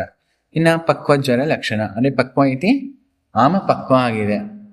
ಕ್ಷಾಮತ ಲಘುತ್ವಂಚ ಗಾತ್ರಾಣಂ ಜ್ವರ ಮಾರ್ಧವಂ ದೋಷ ಪ್ರವೃತ್ತಿರಷ್ಟಾಹೋ ನಿರಾಮತ್ ಜ್ವರ ಲಕ್ಷಣಂ ಅಂತ ಹೇಳ್ತಾ ಇದ್ದಾರೆ. ಅಂದ್ರೆ ನಿರಾಮತ್ ಜ್ವರ ಅಂದ್ರೂ ಒಂದೇ, ಪಕ್ವ ಜ್ವರ ಅಂದ್ರೂ ಒಂದೇ ಅನ್ನೋದು ಅರ್ಥ ಮಾಡ್ಕೊಳ್ಬೇಕು. ಯಾವಾಗ ಆಗತ್ತಪ್ಪ ಅಂದ್ರೆ ಅಷ್ಟಾಹೋ, ಏನು 8ನೇ ದಿನ ನಿರಾಮ ಅವಸ್ಥೆನ ತಲುಪತ್ತೆ. ಯಾವಾಗ? ಏನು ಔಷಧಿಗಳನ್ನೇ ಕೊಡದೇ ಇದ್ದಲ್ಲಿ. ಮತ್ತೆ ಎಲ್ಲಾ ಜ್ವರಗಳು 8ನೇ ದಿನಕ್ಕೆ ಪಕ್ವ ಆಗತ್ತೆ ಅಂತ ಸುಮ್ಮನೆ ಏನೇನೋ ಸಿದ್ಧಾಂತಗಳು ಮಾಡುವಂಥದ್ದಲ್ಲ. ಜ್ವರ ಬಂದ್ಬಿಟ್ರೆ 8 ದಿನಗಳವರೆಗೂ ಏನೋ ಔಷಧಿಗಳು ಕೊಡಬಾರ್ದಾ? ಮತ್ತೇನೇನೋ ಕುವ್ಯಾಖ್ಯಾನಗಳು, ಏನೇನೋ ಬಾಯಿಗೆ ಬಂದಿರೋಂಥದ್ದು ಮಾತಾಡಬಾರ್ದು. ಯಾವ ಜ್ವರ, ಇದು ಯಾವ ಜ್ವರದಲ್ಲಿ ಹೇಳಿರುವಂಥದ್ದು ಅನ್ನೋದು ಪ್ರಶ್ನೆ ಹಾಕೊಂಡು ಅಧಿಕಾರ ನೋಡಿದ್ರೆ ಆಮಜ್ವರ ಅನ್ನೋದಿದ್ರೆ ನತ್ರ ಭೇಷಜಂ ದದ್ಯಾತ್ ಅಂತ ಹೇಳಿದ್ದಾರೆ. ಸೊ ನೀವು ಕೊಡಬಾರ್ದು, ಅದಷ್ಟು ಕದೇ ಪಚನ ಆಗ್ಬೇಕು. ಅವಾಗ ಲಂಘನ, ಯಾಕೆಂದ್ರೆ ಆಮಶಯುಕ್ತಾನಾಂ ರೋಗಾನಂ ಲಂಘನಮೇವ ಔಷಧಂ ಅಂತ ವಾಕ್ಯ. ಲಂಘನ ಆಗ್ಬೇಕು, ಬಿಸಿನೀರು ಪಾನಗಳಾಗಬೇಕು. ಅದೆಲ್ಲ ಬೇಗನೂ ಆಗ್ಬೋದು, 8 ದಿನಗಳೇ ಆಗ್ಬೇಕು ಅಂತೆಲ್ಲ, ಮ್ಯಾಕ್ಸಿಮಮ್ ಮೇಲಿರುವಂಥದ್ದು ಇನ್ನೊಂದು ನಾಪಕ ಇಟ್ಕೊಂಡಿರ್ಬೇಕು. ಸೊ ಒಟ್ಟು ಹೇಳ್ತಾ ಕ್ಷುತ್ಕ್ಷಾಮತ, ಆಮ ಎಲ್ಲ ಪಚನ ಆಯಿತು, ಪಕ್ವ ಆಗಿದೆ ಅಂದ್ರೆ ಅವಾಗ ಕ್ಷುತ್ ಅನ್ನೋದು ಬರುತ್ತೆ. ಯಾಕಂದ್ರೆ ಕ್ಷುನ್ನಾಶ ಆಯಿತು ಆಮಾವಸ್ಥೆಯಲ್ಲಿ, ಅವಾಗ ಪಕ್ವ ಆದ್ಮೇಲೆ ಕ್ಷುತ್ ಅನ್ನೋದು ಪ್ರಾರಂಭ ಆಗತ್ತೆ. ಲಘುತ್ವಂಚ ಗಾತ್ರ, ಅಲ್ಲಿ ಗುರು ಗಾತ್ರತ ಇತ್ತು, ಇಲ್ಲಿ ಲಘು ಆಗತ್ತೆ ಗಾತ್ರತ. ಜ್ವರ ಮಾರ್ಧವ, ಫುಲ್ ಜ್ವರ ವೇಗ ಅಧಿಕವಾಗಿತ್ತು, ಇಲ್ಲಿ ಮಾರ್ಧವವಾಗಿರುತ್ತೆ. ದೋಷ ಪ್ರವೃತ್ತಿ ಆಯ್ತಾ. ಆಮೇಲೆ ದೋಷ ಪ್ರವೃತ್ತಿ ಅನ್ನೋದು ಪ್ರಾರಂಭ ಆಗತ್ತೆ. ಅಷ್ಟಾಹೋ ನಿರಾಮ ಜ್ವರ ಲಕ್ಷಣಂ ಅಂತ ಹೇಳ್ತಾ ಇರುವಂಥದ್ದು. ಇಷ್ಟು ಹೇಳ್ತಾ ನೆಕ್ಸ್ಟು ಸಾಧ್ಯಾಸಾಧ್ಯತ್ವ ಜ್ವರಗಳನ್ನ ಹೇಳ್ತಾರೆ. ಓಕೆನಾ? ಅದೇ ಗೊತ್ತಾಯ್ತಲ್ಲ ಜ್ವರ ಎಷ್ಟು ಥರ ಇದೆ ಅಂತ. ಅಷ್ಟು ಜ್ವರದಿಂದ ಇಟ್ಕೊಂಡು ಇದೆಲ್ಲನೂ ಮಾತಾಡಿ ಆಮಜ್ವರ, ಪಚ್ಚಮಾನ ಜ್ವರ, ಪಕ್ವ ಜ್ವರ ಆದ್ಮೇಲೆ ಸಾಧ್ಯಾಸಾಧ್ಯತ್ವ ಜ್ವರ ಅಂದರೆ ಸುಖ ಸಾಧ್ಯ ಜ್ವರ, ಕೃಚ್ಛ ಸಾಧ್ಯ ಜ್ವರ ಮತ್ತು ಅಸಾಧ್ಯ ಜ್ವರ ಅಂತಲೂ ಇರುವಂಥದ್ದು. ಅದನ್ನು ಇವಾಗ ಮಾತಾಡುವಂಥದ್ದು. ಬಲವತ್ ಸ್ವಲ್ಪ ದೋಷೇಶು ಜ್ವರ ಸಾಧೋ ಅನುಪದ್ರವ. ಯಾವುದು ಪೇಷಂಟ್ ಬಲವಾಗಿರ್ತಾನೋ ಮತ್ತೆ ದೋಷಗಳು ಅಲ್ಪವಾಗಿರುತ್ತೋ ಅದು ಸಾಧ್ಯ. ಮತ್ತೆ ಅಲ್ಲಿ ಉಪದ್ರವಗಳು ಅನ್ನೋದೇನು ಇರಬಾರ್ದು. ಏತುಭಿರ್ ಬಹುಭಿರ್ಜಾತೋ ಬಲಿಭಿರ್ ಬಹುಲಕ್ಷಣ ಜ್ವರ ಪ್ರಾಣಾಂತಕೃತ್ಯಶ್ಚ ಶೀಘ್ರಂ ಇಂದ್ರಿಯ ನಾಶನಃ ಜ್ವರ ಕ್ಷೀಣಸ್ಯ ಶೂರಸ್ಯ ಗಂಭೀರೋ ದೈರ್ಘರಾತ್ರಿಕಃ ಅಸಾಧ್ಯ ಬಲವಾನಿಶ್ಚ ಕೇಶಸೀಮಂತಕೃಜ್ವರ ಕೇಶಸೀಮಂತಕೃಜ್ವರ ಅಂತ ಹೇಳ್ತಾ ಇದ್ದಾರೆ. ಅಂದ್ರೆ ಏತುಭಿರ್ ಬಹುಭಿರ್ ಜಾತೋ, ಏನೇನು ಏತುಗಳು ಹೇಳಿದಾರೋ ಜ್ವರದಲ್ಲಿ ಎಲ್ಲನೂ ಸೇವನೆ ಮಾಡಿದ್ದಾನೆ. ಏತುಭಿರ್ ಬಹುಭಿರ್ ಜಾತೋ. ಮತ್ತೆ ಬಲಿಭಿರ್ ಬಹುಲಕ್ಷಣ, ಲಕ್ಷಣಗಳು ಎಷ್ಟೊಂದಿರತ್ತೆ, 10 ಲಕ್ಷಣಗಳಿರತ್ತೆ. ಬಹು ಲಕ್ಷಣಗಳು ಅಂದ್ರೆ 9-10 ಲಕ್ಷಣಗಳು ಇದೆ ಅಂತ ಇಟ್ಕೋ. ಗೊತ್ತಾಗ್ತಾ ಇದೆಯಾ? ನಿಧಾನ ಲಕ್ಷಣ ಸಮನ್ವಯ ಅಂತ ಇದೆ. ಏತುಭಿರ್ ಬಹುಭಿರ್ ಜಾತೋ ಬಲಿಭಿರ್ ಬಹುಲಕ್ಷಣ, ಅದು ಜ್ವರ ಪ್ರಾಣಾಂತಕೃತ, ಆ ಜ್ವರವು ಪ್ರಾಣಾನ ಅಂತ ಮಾಡುತ್ತೆ. ಶೀಘ್ರಂ ಇಂದ್ರಿಯ ನಾಶನ, ಮತ್ತೆ ಇಂದ್ರಿಯಗಳನ್ನೆಲ್ಲನೂ ನಾಶ ಮಾಡುತ್ತೆ. ಜ್ವರ ಕ್ಷೀಣಸ್ಯ ಶೂನಸ್ಯ ಗಂಭೀರೋ ದೈರ್ಘರಾತ್ರಿಕ, ಮತ್ತೆ ಯಾವ ಜ್ವರವು ದೈರ್ಘರಾತ್ರಿಕ ತುಂಬಾ ರಾತ್ರಿಗಳಿರುತ್ತೋ, ಗಂಭೀರ ಧಾತುಗಳಲ್ಲಿ ಸ್ಥಾನ ಸಂಶಯ ತೆಗೆದುಕೊಂಡಿರುತ್ತೋ, ಮತ್ತೆ ಯಾರು ಕ್ಷೀಣನಾಗಿರೋನಲ್ಲಿ ಬಂದಿರುತ್ತೋ ಅದೆಲ್ಲಾನು ಅಸಾಧ್ಯ ಅಂತ ಅರ್ಥ ಮಾಡ್ಕೊಳ್ಬೇಕು ಅಂತ ಹೇಳ್ತಾ, ಇದು ಸಾಕ್ಷಾತ್ ಆಚಾರ್ಯ ಚರಕನೇ ಮೂರನೇ ಜ್ವರ ಚಿಕಿತ್ಸಾ ಅಧ್ಯಾಯದಲ್ಲಿ ಹೇಳಿರುವಂಥದ್ದು. ಗಂಭೀರಸ್ತು ಜ್ವರೋಜ್ಞೇಯೋ ಯಂತರ್ದಾಹನೇ ತೃಷ್ಣಯ ಆನದ್ಧತ್ವೇನ ಚಾತ್ಯರ್ಥಂ ಶ್ವಾಸಕಾಸೋದ್ಗಮೇನ ಚ ಅಂತ ಹೇಳ್ತಾ ಇದೆ. ಗಂಭೀರ ಅಂದ್ರೆ ಏನಪ್ಪ? ಗಂಭೀರ ಜ್ವರ, ಇದು ಮಾಧವಕಾರ್ಯ ಹೇಳ್ತಾ ಇದ್ದಾರೆ. ಅಂದ್ರೆ ಇವ್ರು ಹೇಳ್ತಾ ಇದ್ದಾರೆ ಅಂದ್ರೆ ಸುಶ್ರುತರು ಹೇಳಿದ್ದಾರೆ. ಅದಕ್ಕೆ ಇಲ್ಲಿ ಸುಶ್ರುತಾಚಾರ್ಯರದ್ದೇ ಸ್ಪಷ್ಟೀಕರಣ ಮಾಡ್ತಾ ಇದ್ದಾರೆ. ಏನಂತ ಅಂದ್ರೆ ಗಂಭೀರ ಜ್ವರ ಅಂದ್ರೆ ಜ್ಞೇಯೋ ಅಂತರ್ದಾಹನೇ ತೃಷ್ಣಯ. ಅಂತರ್ದಾಹ ಅನ್ನೋದು ಇರತ್ತೆ, ತೃಷ್ಣ ಅನ್ನೋದು ಇರತ್ತೆ. ಅಂದ್ರೆ ಅಂತರ್ದಾಹ ಅದು ಗಂಭೀರ ಅಲ್ವಾ, ಒಳಗಡೆ ಅಲ್ವಾ, ಅದಕ್ಕೋಸ್ಕರ ಹೇಳ್ತಾ ಇರುವಂಥದ್ದು. ಆನದ್ಧತ್ವೇನ ಚಾತ್ಯರ್ಥಂ, ಆನಾಹ ಅನ್ನೋದು ತುಂಬಾ ಇರತ್ತೆ. ಆನದ್ಧತ್ವೇನ ಚಾತ್ಯರ್ಥಂ ಶ್ವಾಸಕಾಸೋದ್ಗಮೇನ ವ, ಮತ್ತೆ ಶ್ವಾಸ ಕಾಸ ಎರಡೂ ಇರತ್ತೆ. ಅಂದ್ರೆ ಅದು ಗಂಭೀರವಾಗಿ ಹೋಗಿದ್ರೆ ಜ್ವರ, ಅವಾಗ ಮಾತ್ರನೇ ಇದೆಲ್ಲ ಲಕ್ಷಣಗಳು ಬರುತ್ತೆ. ಅದಕ್ಕೋಸ್ಕರನೇ ಹೇಳ್ತಾ ಇರುವಂಥದ್ದು. ಆರಂಭಾದ್ ವಿಷಮೋ ಯಸ್ತು ಯಶ್ಚವಾ ದೈರ್ಘರಾತ್ರಿಕಃ ಕ್ಷೀಣಸ್ಯ ಚ ಅತಿರೋಕ್ಷಸ್ಯ ಗಂಭೀರೋ ಯಸ್ಯ ಹಂತಿತಂ. ಮತ್ತೆ ಯಾವ ಗಂಭೀರ ಜ್ವರವು ಆರಂಭದಲ್ಲಿ ವಿಷಮವಾಗಿರುತ್ತೋ ಮತ್ತು ದೀರ್ಘರಾತ್ರಿಯಲ್ಲಿ ಇರುತ್ತೋ, ಮತ್ತೆ ಯಾರಿಗೆ ಕ್ಷೀಣನಾಗಿರುವನಲ್ಲಿ ಜ್ವರ ಬಂದಿರತ್ತೋ, ಯಾರು ಅತ್ಯಂತ ರೂಕ್ಷನಾಗಿರ್ತಾನೋ ಅವನಲ್ಲಿ ಗಂಭೀರ ಜ್ವರ ಅನ್ನೋದು ಹಂತಿ, ಪ್ರಾಣವನ್ನ ನಾಶ ಮಾಡುತ್ತೆ ಅಂತ ಹೇಳ್ತಾ ಇದ್ದಾರೆ. ಆಮೇಲೆ ವಿಸಜ್ಞಸ್ತಾಮ್ಯತೆ ಯಸ್ತು ಶೇತೆ ನಿಪತಿತೋಪಿ ವ ಶೀತಾರ್ದಿತೋ ಅಂತರುಷ್ಣಶ್ಚ ಜ್ವರೇನ ಮ್ರಿಯತೆ ನರಃ ಯೋ ಯಷ್ಟರೋಮ ರಕ್ತಾಕ್ಷೋ ಹೃದಯ ಸಂಘಾತ ಶೂಲವಾನ್ ವಕ್ತ್ರೇಣ ಚೈವೋಚ್ಛ್ವಸಿತಿ ತ್ವಂ ಜ್ವರೋ ಹಂತಿ ಮಾನವಂ. ಇಕ್ಕಾಶ್ವಾಸಸ್ತೃಷಾಯುಕ್ತಂ ಓಡಂ ವಿಭ್ರಾಂತಲೋಚನಂ ಸಂತತೋಚ್ಛ್ವಾಸಿನಂ ಕ್ಷೀಣಂ ನರಂ ಕ್ಷಪಯತಿ ಜ್ವರಃ ಅಥ ಪ್ರಭೇಂದ್ರಿಯಂ ಕ್ಷೀಣಮರೋಚಕ ನಿಪೀಡಿತಂ ಗಂಭೀರ ತೀಕ್ಷ್ಣ ವೇಗಾರ್ಥಂ ಜರಿತಂ ಪರಿವರ್ಜಯೇತ್ ಅಂತ ಹೇಳ್ತಾ ಇದೆ. ಅಂದ್ರೆ ಇದೆಲ್ಲ ಸಾಮಾನ್ಯ ಲಕ್ಷಣಗಳು. ಯಾರ್ಯಾರಿಗೆ ತುಂಬಾ ಇಕ್ಕಾಶ್ವಾಸಗಳು ತೃಷ್ಣಗಳು ಅತ್ಯಂತವಾಗಿರುತ್ತೋ, ರಕ್ತ ಲೋಚನೆಗಳಾಗಿರುತ್ತೋ, ವಿಭ್ರಾಂತ ಲೋಚನೆಗಳಿರುತ್ತೋ, ಮತ್ತೆ ಯಾರು ಕ್ಷೀಣನಾಗಿರ್ತಾನೋ, ಮತ್ತೆ ಯಾರಿಗೆ ಪ್ರಭಾ ಇಂದ್ರಿಯಗಳೆಲ್ಲನೂ ಹತ ಆಗಿರುತ್ತೋ ಅವನನ್ನು ನಾವು ವರ್ಜಿಸಬೇಕು. ಅಂದ್ರೆ ಆ ಜ್ವರವು ಅಸಾಧ್ಯ ಅಂತ ಹೇಳ್ತಾ ಇದ್ದಾರೆ. ಈಗ ಜ್ವರ ವಿಮುಕ್ತಿ ಪೂರ್ವ ರೂಪ ಎಂಬ ಪ್ರಕರಣವು ಪ್ರಾರಂಭ ಆಗುತ್ತದೆ. ಇಲ್ಲಿ ಆಚಾರ್ಯ ಮಾಧವಕರರು ಸ್ಪಷ್ಟವಾಗಿ ತಿಳಿಸ್ತಾ ಇದ್ದಾರೆ. ದಾಹಸ್ವೇದೋ ಭ್ರಮಸ್ತೃಷ್ಣ ಕಂಪವಿದ್ಭಿದ ಸಂಜ್ಞತ ಕೂಜನಂ ಚ ಹಾಸ್ಯ ವೈಗಂಧ್ಯಂ ಆಕೃತಿ ಜ್ವರ ಮೋಕ್ಷಣೆ ಅಂತ. ಅಂದರೆ ದಾಹ ಉರಿ ಅನ್ನೋದು ಇರತ್ತೆ, ಸ್ವೇದ ಅಂದರೆ ಸ್ವೇದ ಪ್ರಾದುರ್ಭಾವ ಅನ್ನೋದು ಪ್ರಾರಂಭ ಆಗುತ್ತೆ. ಭ್ರಮಸ್ತೃಷ್ಣ, ಭ್ರಮ ಅಂದರೆ ಸ್ವಲ್ಪ ತಲೆ ಸುತ್ತುವಂಥದ್ದಾಗುವಂಥದ್ದು. ತೃಷ್ಣ ಅಂದರೆ ಬಾಯಾರಿಕೆ ಇರುತ್ತದೆ. ಕಂಪವಿದ್ಭಿದ ಸಂಜ್ಞತ, ಕಂಪ ಸ್ವಲ್ಪ ಕೈಕಾಲೆಲ್ಲ ನರಕ ಅನ್ನೋದು ಇರುತ್ತೆ. ವಿದ್ಭಿದ ಅಂದರೆ ಇಷ್ಟೊತ್ತು ಅಥವಾ ಜ್ವರಾವಸ್ಥೆಯಲ್ಲಿ ಏನು ಮೋಷನ್ ಅನ್ನೋದು ಪಾಸ್ ಆಗಿರೋದಿಲ್ವೋ, ಇವಾಗ ಮೋಷನ್ ಅನ್ನೋದು ಪಾಸ್ ಆಗೋದಕ್ಕೆ ಪ್ರಾರಂಭ ಆಗತ್ತೆ. ಕೂಜನಂ ಚ ಹಾಸ್ಯ ವೈಗಂಧ್ಯಂ, ಕೂಜನಂ ಮತ್ತು ಆ ಹೊಟ್ಟೆಯಲ್ಲಿ ಅಂತರಕೂಜನ ಅನ್ನೋದು ಆಗತ್ತೆ. ಅದು ಹೊಟ್ಟೆ ಹಸ್ವಿಂದ ಆಗಿರ್ಬೋದು, ಅಥವಾ ಎಲ್ಲ ಆಮ ಎಲ್ಲ ಏನಿತ್ತು ಸ್ರೋತಸ್ಗಳಲ್ಲಿ ಅದೆಲ್ಲ ಪಚನ ಆಗಿರೋ ಕಾರಣದಿಂದ ಇವಾಗ ಜ್ವರ ಇನ್ನೇನು ಬಿಡ್ತಾ ಇದೆ ಅನ್ನೋ ಅವಸ್ಥೆಯಲ್ಲಿ ಪೂರ್ವರೂಪವಾಗಿ ಕೂಜನ ಅನ್ನೋದು ಆವಿರ್ಭಾವ ಆಗತ್ತೆ. ಚ ಹಾಸ್ಯ ವೈಗಂಧ್ಯಂ, ಮುಖದಲ್ಲಿ ಒಂದು ವಿಶೇಷ ವಿಗಂಧ ಇರುತ್ತೆ. ಅಂದರೆ ಅದು ಕಷಾಯಗಳ ಸೇವನೆಯಿಂದ ಆಗಿರ್ಬೋದು, ಅಥವಾ ಮಾತ್ರೆಗಳನ್ನು ತೆಗೆದುಕೊಂಡಿರುವಂತಹ ಕಾರಣಗಳಿಂದ ಆಗಿರಬಹುದು, ಅಥವಾ ಬರೀ ಗಂಜಿ ಊಟ ಮಾಡಿರುವಂಥದ್ದು, ಅಥವಾ ಬರೀ ಬಿಸಿನೀರು ಕುಡಿದಿರುವಂಥದ್ದು. ಈ ರೀತಿ ಆ ಜ್ವರ ಅವಸ್ಥೆಯಲ್ಲಿ ಏನೋ ಆ ಪುರುಷ ಅಥವಾ ರೋಗಿ ಅನುಭವಿಸಿರ್ತಾನೋ, ಇನ್ನು ಜ್ವರ ವಿಮುಕ್ತಿ ಆಗುವ ಮುಂಚೆ ಇದೆಲ್ಲ ಲಕ್ಷಣಗಳು ಕಂಡುಬರುತ್ತದೆ ಅಂತ ಸ್ಪಷ್ಟವಾಗಿ ಆಚಾರ್ಯರು ತಿಳಿಸ್ತಾ ಹೋಗ್ತಾ ಇದ್ದಾರೆ ಅಂತ ಹೇಳ್ತಾ, ಆಕೃತಿ ಜ್ವರ ಮೋಕ್ಷಣೆ ಇದೆಲ್ಲವೂ ಲಕ್ಷಣಗಳು ಇನ್ನೇನು ಜ್ವರ ಬಿಡ್ತಾ ಇದೆ ಅನ್ನೋ ಟೈಮಲ್ಲಿ ಕಂಡು ಬರುವಂಥದ್ದು. ಅದಕ್ಕೆ ಇದು ಜ್ವರ ವಿಮುಕ್ತ ಪೂರ್ವರೂಪ ಅಂತ ಹೇಳಿರುವಂಥದ್ದು. ಇಷ್ಟ ಆದಮೇಲೆ ಇನ್ನು ಜ್ವರ ಬಿಡ್ತು ಪರಿಪೂರ್ಣವಾಗಿ ಜ್ವರ ವಿಮುಕ್ತಿ ಲಕ್ಷಣ ಏನು ಅಂತ ಕೇಳಿದ್ರೆ, ಸ್ವೇದೋ ಲಘುತ್ವಂ ಶಿರಸ ಕಂಡು ಪಾಕೋ ಮುಖಸ್ಯ ಚ ಕ್ಷೌತಶ್ಚ ಅನ್ನಲಿಪ್ಸಾ ಚ ಜ್ವರ ಮುಕ್ತಸ್ಯ ಲಕ್ಷಣಂ ಅಂತ ಹೇಳ್ತಾ ಇದ್ದಾರೆ. ಅಂದರೆ ಸ್ವೇದ ಪ್ರಾದುರ್ಭಾವ ಅನ್ನೋದಾಗತ್ತೆ. ಸೊ ಪೂರ್ವ ರೂಪದಲ್ಲೇ ಸ್ವೇದ ಬರಲು ಪ್ರಾರಂಭ ಆಗುತ್ತದೆ. ಇಲ್ಲಿ ಜ್ವರ ವಿಮುಕ್ತ ಲಕ್ಷಣದಲ್ಲಿ ಪರಿಪೂರ್ಣವಾಗಿ ಎಕ್ಸೆಸಿವ್ ಆಗಿ ಸ್ವೇದ ಪ್ರಾದುರ್ಭಾವ ಆಗಿ ಬಿಡತ್ತೆ. ಲಘುತ್ವಂ ಶಿರಸಃ ಕಂಡುಹು, ಮತ್ತು ಶರೀರದಲ್ಲೆಲ್ಲ ಲಾಘವ ಅನ್ನೋದು ಇರುತ್ತೆ. ಶಿರಸ ಕಂಡುಹು ಅಂದರೆ ತಲೆಯಲ್ಲಿ ನವೆ ಆಗತ್ತೆ. ಯಾಕೆ ನವೆ ಆಗತ್ತೆ ಅಂತ ನಾವು ಪ್ರಶ್ನೆ ಹಾಕೊಂಡ್ರೆ, ಜ್ವರ ಬಂದಿರುವಾಗ ಅಷ್ಟು ಸುಸ್ತಾಗಿರ್ತಾನೆ, ಮಲ್ಗೆ ಇರ್ತಾನೆ. ಸೊ ಮಲ್ಗೆ ಇರುವಾಗ ದಿಂಬು ಮೇಲೆ ಮಲಗಿರ್ತಾನೆ, ಹಾಸಿಗೆ ಮೇಲೆ ಅಥವಾ ಚಾಪೆ ಮೇಲೆ ಎಲ್ಲ ಮಲಗಿ ಆ ಕೇಶಗಳಲ್ಲೆಲ್ಲ ವಿಶೇಷವಾಗಿ ಒಂಥರ ನವೇನದು ಪ್ರಾರಂಭ ಆಗತ್ತೆ. ಅಂದರೆ ಜ್ವರ ಇರುವಾಗ ಇದೆಲ್ಲ ವಿಶೇಷವಾಗಿ ಕಾಣಿಸೋದಿಲ್ಲ. ಯಾವಾಗ ಜ್ವರ ಪರಿಪೂರ್ಣವಾಗಿ ಹೋಗುತ್ತೋ ಆವಾಗ ಇನ್ನು ತಲೆ ಸ್ನಾನ ಮಾಡಬೇಕು, ಸ್ವಲ್ಪ ಶೌಚವಾಗಿರಬೇಕು ಇತ್ಯಾದಿಗಳೆಲ್ಲ ಅದೊಂದು ಭಾವನೆ, ಅದೊಂದು ಲಕ್ಷಣ ವಿಶೇಷವಾಗಿ ಜ್ವರ ವಿಮುಕ್ತ ಆದಮೇಲೆ ಕಂಡು ಬರುತ್ತದೆ. ಅದಕ್ಕೋಸ್ಕರವೇ ಶಿರಸ ಕಂಡು ಅನ್ನೋದನ್ನ ಇಲ್ಲಿ ತಿಳಿಸಿರುವಂಥದ್ದು.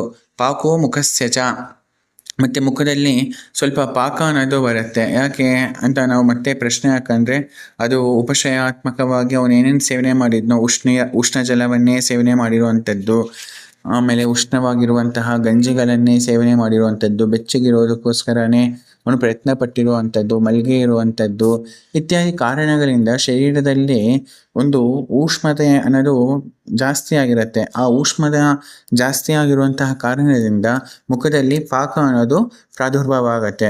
ಅದೇ ಮತ್ತೆ ಇನ್ನೊಂದು ರೋಗ ಅಲ್ಲ. ಇಲ್ಲಿ ನಾವು ವಿಶೇಷವಾಗಿ ಗಮನಿಸಬೇಕಾಗಿರುವಂಥ ಅಂಶ ಏನು ಅಂದರೆ, ಇದೆಲ್ಲನೂ ಜ್ವರ ವಿಮುಕ್ತಿ ಆದಮೇಲೆ ಇದೊಂದು ಲಕ್ಷಣಗಳು ಕಂಡು ಮತ್ತು ಅದು ಒಂದು ಗಂಟೆ 2 ಗಂಟೆ ಎಲ್ಲ ಅದು ಸರಿ ಹೋಗ್ಬೋದಾಗಿರುವಂತಹ ಲಕ್ಷಣಗಳನ್ನ ಇಲ್ಲಿ ಹೇಳ್ತಾ ಇರುವಂಥದ್ದು ಅಂತ ನಾವು ಅರ್ಥ ಮಾಡ್ಕೊಳ್ಬೇಕು. ಕ್ಷವತುಶ್ಚ ಅನ್ನಲಿಪ್ಸಾಚ ಅಂದರೆ ಚೆನ್ನಾಗಿ ಹೊಟ್ಟೆ ಹಸ್ವು ಅನ್ನೋದಾಗತ್ತೆ. ಮತ್ತು ಅನ್ನಲಿಪ್ಸ, ಇಲ್ಲಿ ಜ್ವರಾವಸ್ಥೆಯಲ್ಲಿ ಅನ್ನ ತಿನ್ನಬೇಕು ಅನ್ನೋ ಅಭಿಲಾಷೆನೇ ಇರಲಿಲ್ಲ. ಅನನ್ನ ಅಭಿಲಾಷ ಅನ್ನೋದಿತ್ತು. ಆದರೆ ಇವಾಗ ಅನ್ನಲಿಪ್ಸ ಅಂದರೆ ಅನ್ನ ತಿನ್ನಬೇಕು ಅನ್ನೋ ಆಸೆ ಉತ್ಪತ್ತಿ ಆಗತ್ತೆ. ಇದು ಜ್ವರಮುಕ್ತಸ್ಯ ಲಕ್ಷಣಂ ಅಂತ ಹೇಳ್ತಾ ಇದ್ದಾರೆ. ಅಂತ ಹೇಳ್ತಾ ಇದು ಶ್ರೀ ಮಾಧವ ಕರವಿರಚಿತೆ ಮಾಧವ ನಿಧಾನೆ ಜ್ವರ ನಿಧಾನಂ ಸಮಾಪ್ತಂ. ಸರ್ವಂ ಶ್ರೀ ಕೃಷ್ಣಾರ್ಪಣಮಸ್ತು, ಸರ್ವಂ ಶ್ರೀ ಆಯುರ್ವೇದಾರ್ಪಣಮಸ್ತು. ಸ್ವಸ್ತಿ.